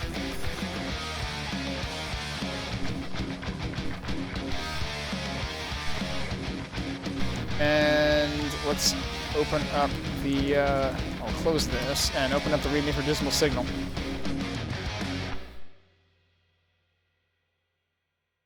And so, Dismal Signal, I mentioned at the beginning of stream that I'd be playing a few maps by mappers that I anticipate playing more by. So in Shamblernaut's case, Shamblernaut has also contributed to Alkaline, which is at the very bottom of the list. It's one of the most recent releases on my to-do list of things to play through.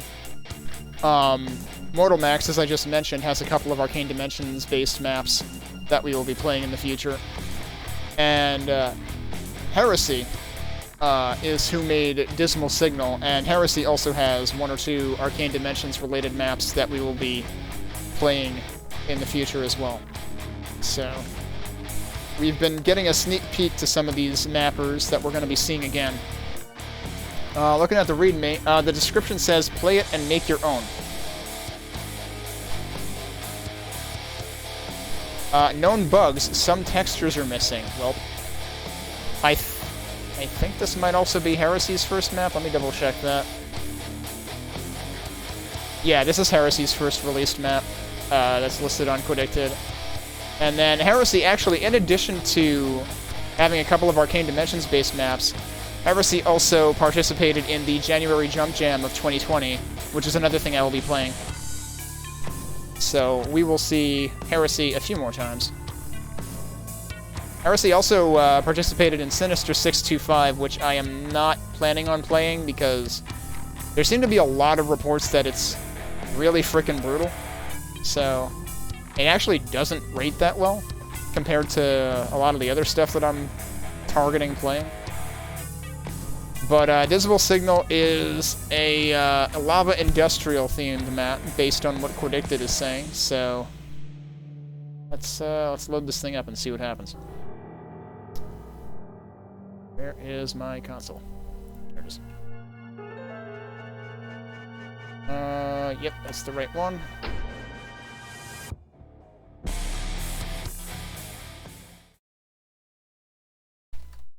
Oh, wow, this is one of the rare uppercase file-named maps. Oh, I need to reset the timer again. So let's do that. I went to write the time down and then I forgot to reset it. Oops. Okay. Let's get this thing started. Alright. Actually, hang on. Does this mention what textures it uses? Oh. It credits Macon for textures. Macon does good shit, so, this should be interesting. Alright, let's, get the timer rolling again. I don't know if I've ever played anything with Macon texture work in it before. I know I've seen Major Arlene retweet Macon's work a few times. And I've always been like, man, I gotta play stuff that Macon has done.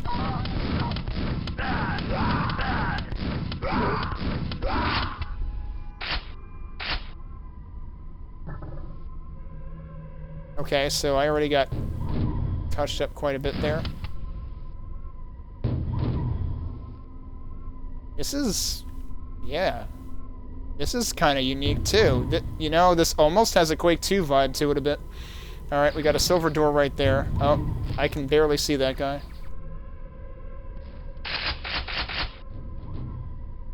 I'm surprised that wasn't a trap. 101, huh? Is this Fallout? Huh. So the silver key door has a silver key card insignia. This one doesn't seem to have anything to indicate the gold key card, but there you go.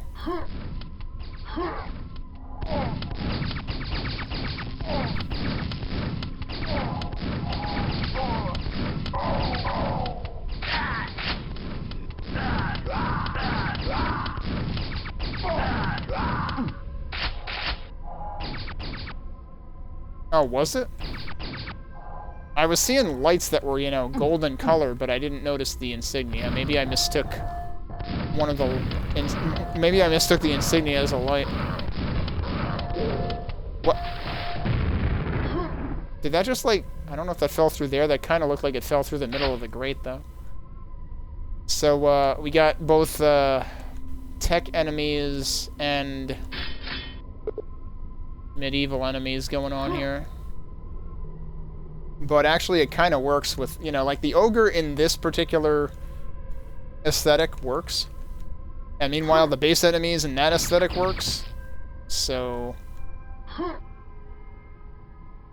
yeah, I can see where this is a rather versatile theme that's going on here.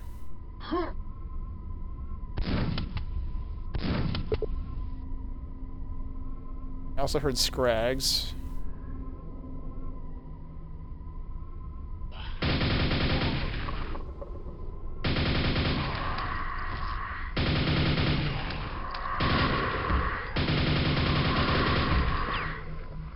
Why is there a Shambler already? Well, I should have the ammo for it.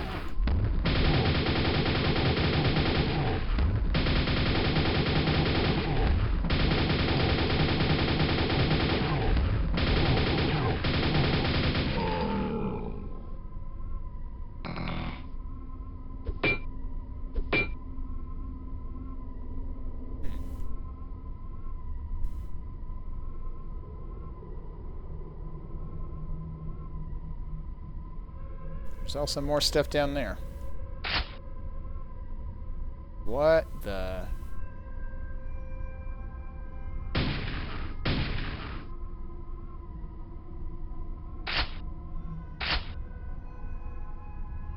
That's very interesting.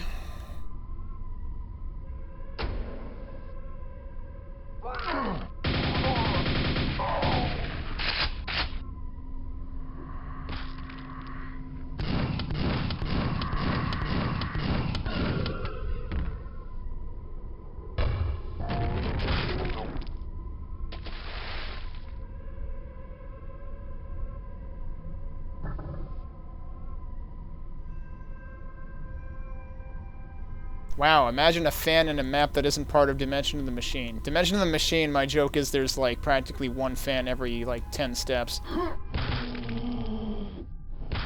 Alright, thanks for hanging out, Moby Bloke, and hope to see you again tomorrow, where we will most likely be into Arcane Dimensions-based maps. But have a good night, and enjoy your Sunday. That zombie's in a funny place.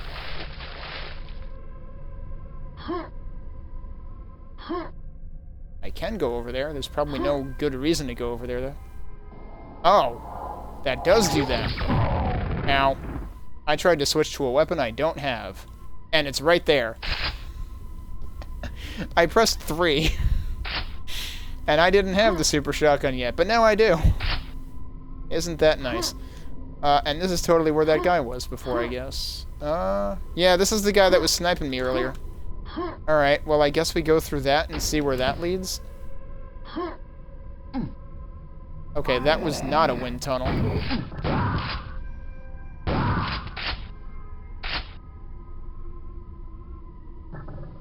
But yeah, wow, this map looks really unique, and so far the design's pretty interesting. I mean, it feels like there's a lot of, like, one-way passages, which I'm not a huge fan of, but as long as there's always a way back out. As long as there's no actual, like, points of no return. Alright, this has got to be a trap. Sure is. Alright. Want to bet on hard it would have been 2 of these guys?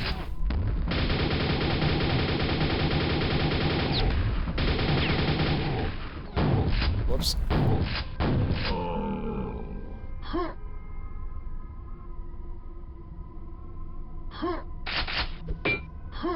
I have not found a single secret yet.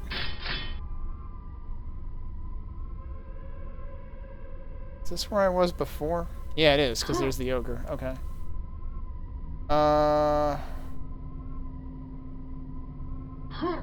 Both key doors were out here.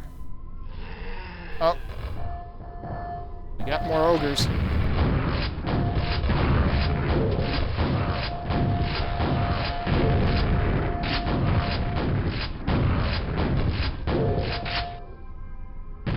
Alright, before we go in the silver door, let's double check the gold one.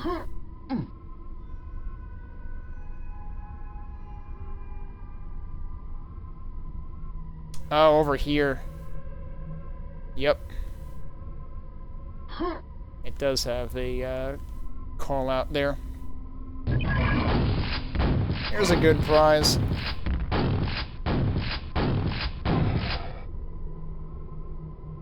Alright. Going down there, probably not a good idea.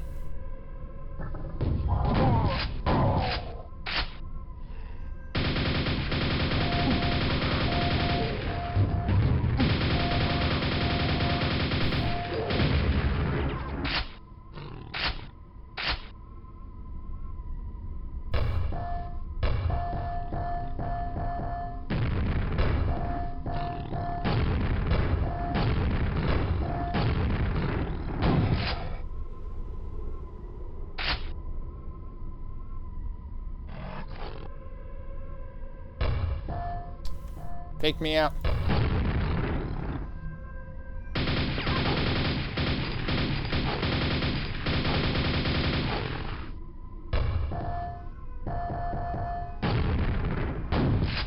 Oh, I have like no grenades. I should probably stop wasting them.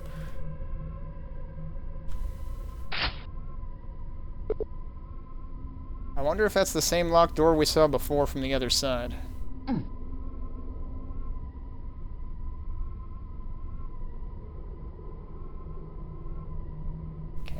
Big red switch. Nothing could possibly go wrong.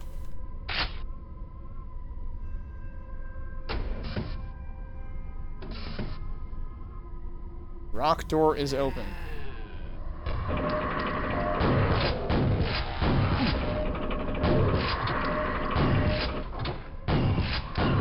Uh-oh. He's coming down.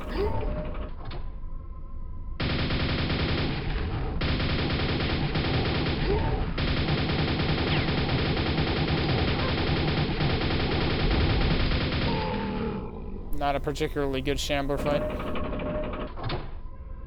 There's the gold key. What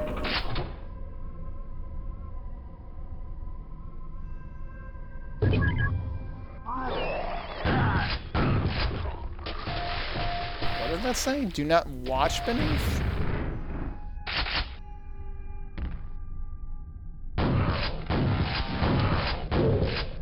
We've had a couple of weird enemy spawn points where they're like, I guess probably stuck inside of things, and that's why they're elevated like that.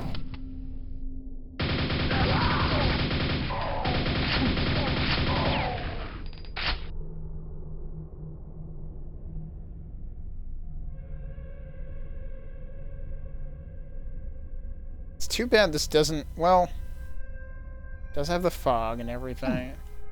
I was gonna say, like, I could see this lava being way moodier with some, like, more reddish colored lighting. And then it would almost have a vibe. Because, like, the graded floor here and everything, like, this kind of gives me a vibe like one of the maps in the, or one of the, I guess, mini episodes in Dimension of the Machine. But sort of the color palette is definitely different. There's gotta be a secret in the lava somewhere.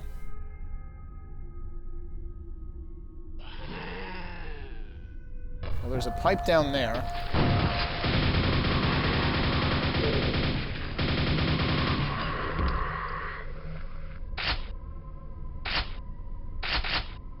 Well, that's fascinating. Okay, hang on. Can I actually get to land on that? No. I think I'm stuck. What about from this side? Oh, I can do it. And there's no reason to do it.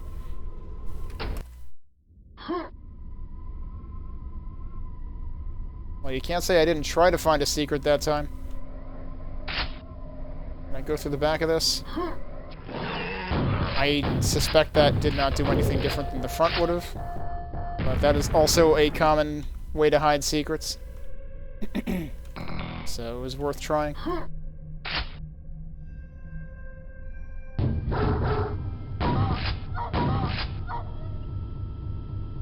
Oh, okay. I'm assuming I had been here before. Yeah.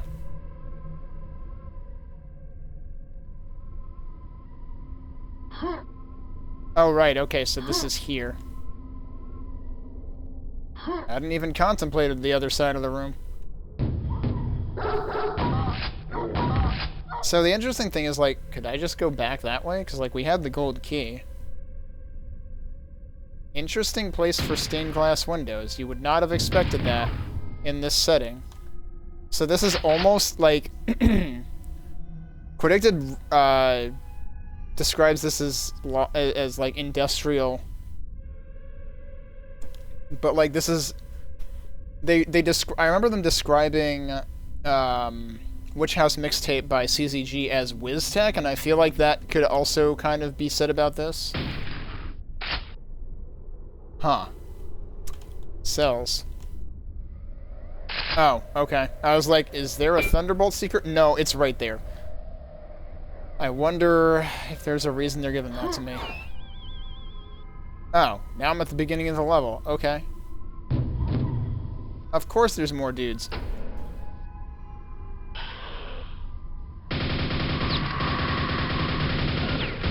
Oh, wow, you gained ground very fast.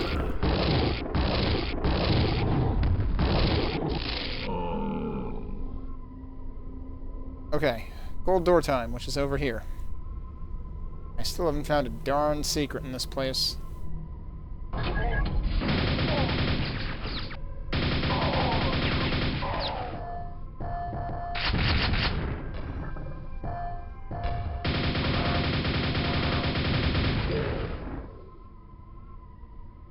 So now we're getting into the exterior section that we saw teased earlier a bit. That thing is so freaking cool. I worry that we're not going to actually, like, reach that. And it's just a set piece off in the distance.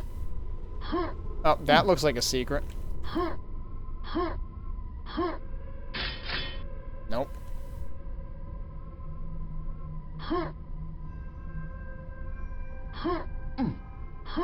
This terrain here almost gives me like Half-Life vibes. Actually, is it Half-Life 1 or Half-Life 2 that I'm thinking of? I think it's 2 that I'm thinking of. No. No, I think it's 1. Although I guess they both kind of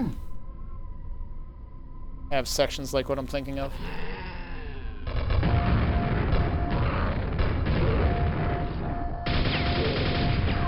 I feel like that killed the other guy that I wasn't directly targeting first.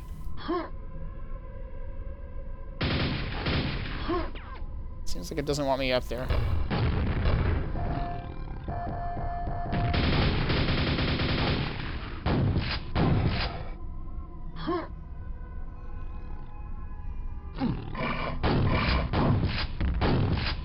The hell? Where are you going?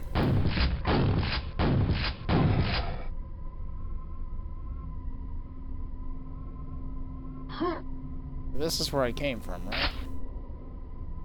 Yeah.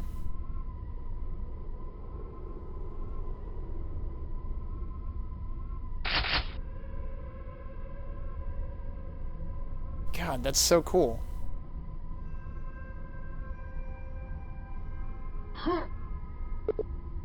Okay, so that is our final target. There's other... Yeah, okay. So there's multiple of these around.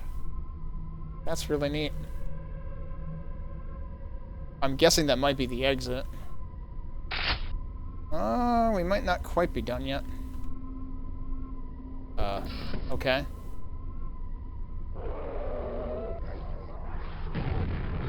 Oh, alright, you picked a fight. Cool.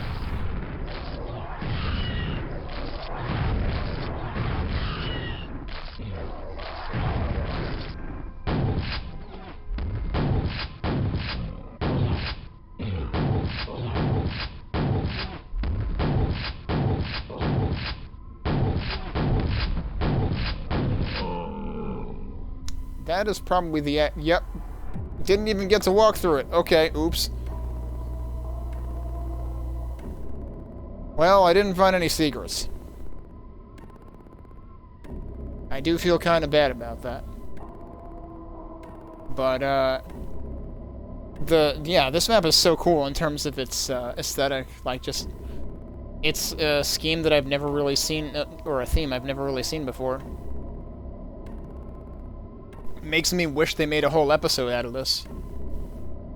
You don't necessarily feel that way about every single map you play, you know? Some of them stand well enough on their own, and I mean, like, this does too, but it feels like you want... It feels like there's a whole story here. Like, all that stuff, you know, looming in the distance and whatnot, and that thing that we just walked into at the end. Like, you want there to be another level. And there's not. I do feel really bad about no secrets, but figure we might as well keep it honest. I want to see what other folks said about this one, though, because, like, holy crap.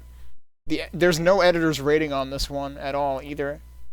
And again, this was a first map, supposedly.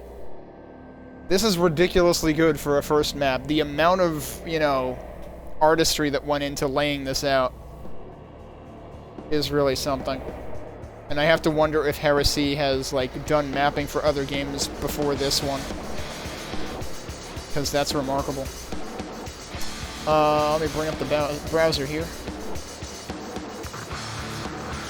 Medium-sized lava industrial facility on a desert planet using custom textures. It comes with a custom skybox and the map source is included.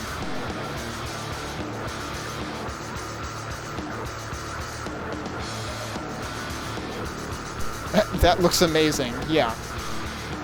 Ninja says this map level design and graphics are drop-dead beautiful. Great map. Never seen one like this. Level graphics are like something from the game Unreal. Gameplay is a wish come true as well. 5 out of 5, well done, Heresy. Played on skill 3, didn't find any secrets, but wasn't looking for them. I'll try finding them when I play this for the umpteenth time. Well, at least I wasn't the only one who didn't find any secrets, I guess. But yeah, drop dead beautiful. That is a set of words that you can use to describe a lot of Macon's texture work. So, getting to finally play through a level with Macon work on it, and maybe I have before and I just didn't realize it, but this is the first time I remember seeing it called out. Really glad to do that. JPal says, great map, not only because of the visuals, which are mind-blowing, but also actual gameplay, very fluent and satisfying. JPal did one of the maps in Epic's Identity, and I will be playing through some more maps by JPal. At some point, I think after the Arcane Dimensions block in my list. Text Fish says, visually very strong, although at no point do you ever experience the same dramatic vista shown in the screenshot unless it's captured from one of the secrets I missed. Which is a shame. I mean...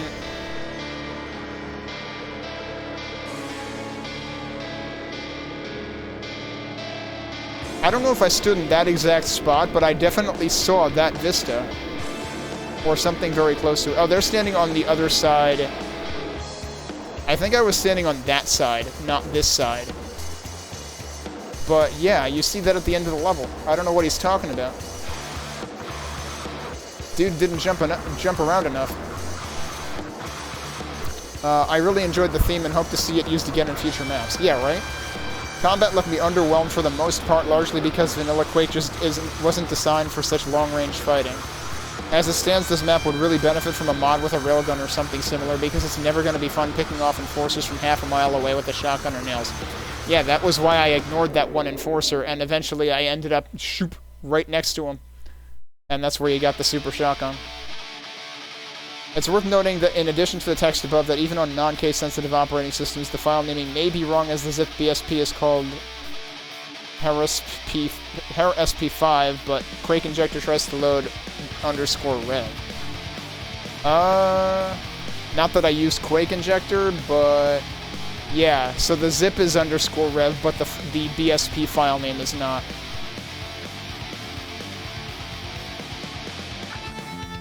Solomorius is brilliant. What else can I say? Solid gameplay and gorgeous architecture. Mathos says, this map doesn't work in the inject... Oh yeah, that's the same thing the other guy said. Mike Taylor says, I enjoyed this, but I have to admit I was a bit disappointed by the actual visuals, having seen the gorgeous screenshot. Only the last part of the map is played in this area, and although it's beautiful, it's also where the gameplay is weakest. The rest of the map is an enjoyable blast, if a little too reliant on teleporters. Like Textfish, I hope to see this theme used again. No idea how to pronounce that name. Someone with a lot of consonants says, the run of this map is pretty good, although the bottom part has degraded floors, the movement on it is very annoying. Wait, what? I thought it was flat. At least if it's what I'm thinking of, I didn't think that affected movement. I didn't notice any problem with that. Triple Agent says, dazzling beauty. I love the aesthetic. One of the being fan of the Doom 3 and Quake 2 kind of vibe as well. On the flip side, I've just completed the Underdark Overbright, compared to the brilliant malice of which Heresy SP5 on a skill level of 2 appeared simply shallow. I guess that you test the waters, straight taste in the outlook, but consult with someone to bring some of the bitter outpost difficulties to the game. Perhaps also a bit longer gameplay would be nice to enjoy. Yeah, so it seems like a common theme here is that, like, people didn't think the combat stood out very well. And, like, one person specifically identified that, like, there's just too much distance between you and the enemies. And I mean, I guess that was true for me in a couple of spots, too, where I was able to snipe things before falling down. Like, you can elect to make things easier. So yeah, like, the map is very large, but the enemy encounters don't really match the scale of the map, I guess. The silence is plain incredible look, just plain incredible looks. I don't think he means plain as in the looks. I think he means, like, emphasis on incredible looks. Tough but fair fights. Heresy is quickly becoming my favorite mapper. You say that, but wasn't this Heresy's first map? Maybe they played stuff out of order. Yeah, because this is definitely the first one. But yeah, like, good grief, the texture work on that was really something. Let me see something. I don't think this is gonna turn up anything. Oh, maybe it is. Ah. Secrets of the Keep there is a Macon tag, and Secrets of the Keep includes it, so maybe we will see more Macon art. And also, Macon was involved in Arcane Dimensions. Okay. I would certainly believe if Macon contributed texture work to that. Yeah, the tag is in there too. Josley, I believe, is on my schedule somewhere. Yeah, so when we get to the Arcane Dimensions stuff, we will be getting to that. Alright, cool. I'm glad to see that I will, in fact, be playing more maps featuring Macon work, because Macon's freaking awesome in terms of texture work. What is this, and did I play it? No, I think I elected not to play this one. But yeah, this one did call out Macon. Blue Monday also has Macon tagged on it. Alkaline has Macon tagged on it. Okay, cool. I am glad to see that more of that is to be seen here on Better Quake Than Never in future streams. And as for future streams, I will probably move Awoken Madness. Since it's already midnight, I'm not going to subject myself to that now because I don't know how long it is. But Awoken Madness is by Mazu, who also has an Arcane Dimensions-based map that I do not have on this list because I wasn't sure if I wanted to, like, put myself through that, because someone described it. I think the description on Predicted, either that or one of the reviews, describes it as, like, the Forgotten Sepulchre of base maps, which, like, base maps good. Forgotten Sepulchre was not my thing, so I'm not sure if I want to subject myself to that one, but maybe I will make a, maybe I'll put a mini Mazu block somewhere in the schedule. But we're going to be starting off things with Tomb of Fenrir and then revisiting a few mappers that, or at least a couple mappers that I have played stuff by recently in Redfield MortalMaxx. Zalanoth is by Remilia Scarlet, who also did one of the most recent maps I played, Temple of Azathoth. I played that last weekend. Aerospace Vitriol, if I recall correctly, has Greenwood involved. Was that Greenwood and CZG, or am I misremembering that? That was Greenwood and CZG. I actually remembered something correctly. And then we've got Josley, and then we've got more by Heresy. And we've also got Comrade Beep in here, which I'm pretty sure I haven't played anything by Comrade Beep before. This is probably going to come up with all sorts of false positives. No, okay, some map jams. I'll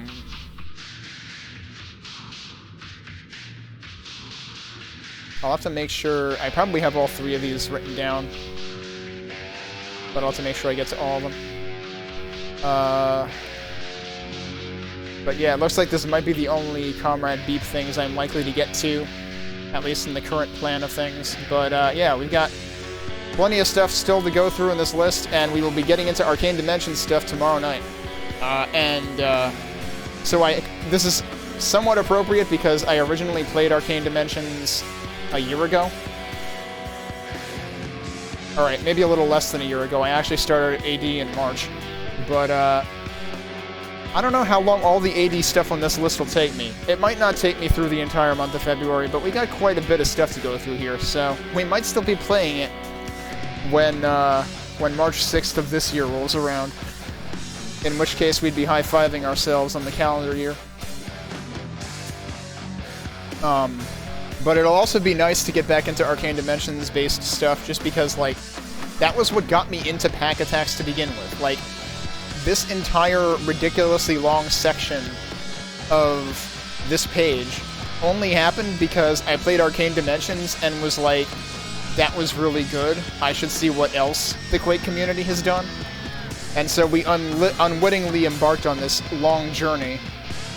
And I wasn't sure how long I would stick with it. I thought, you know, maybe I'll end up getting bored of Quake or tired of it at some point, but no, we've been going. It hasn't been incessantly Quake 1, because I did throw in, I switched to Dusk when Halloween rolled around, and then I threw in Quake 2 stuff and Quake 4. But still, a good, like, well, I mean, when you count since January, yeah, a good 11 or so months was Quake 1 content, and we've still got months of that remaining, clearly. So, it'll be good to get back into... It's cool that we're getting into more recent stuff now. It'll be good to see how complex and how elaborate things get as we get into the stuff that's based on Arcane Dimensions, and eventually Copper and other new stuff.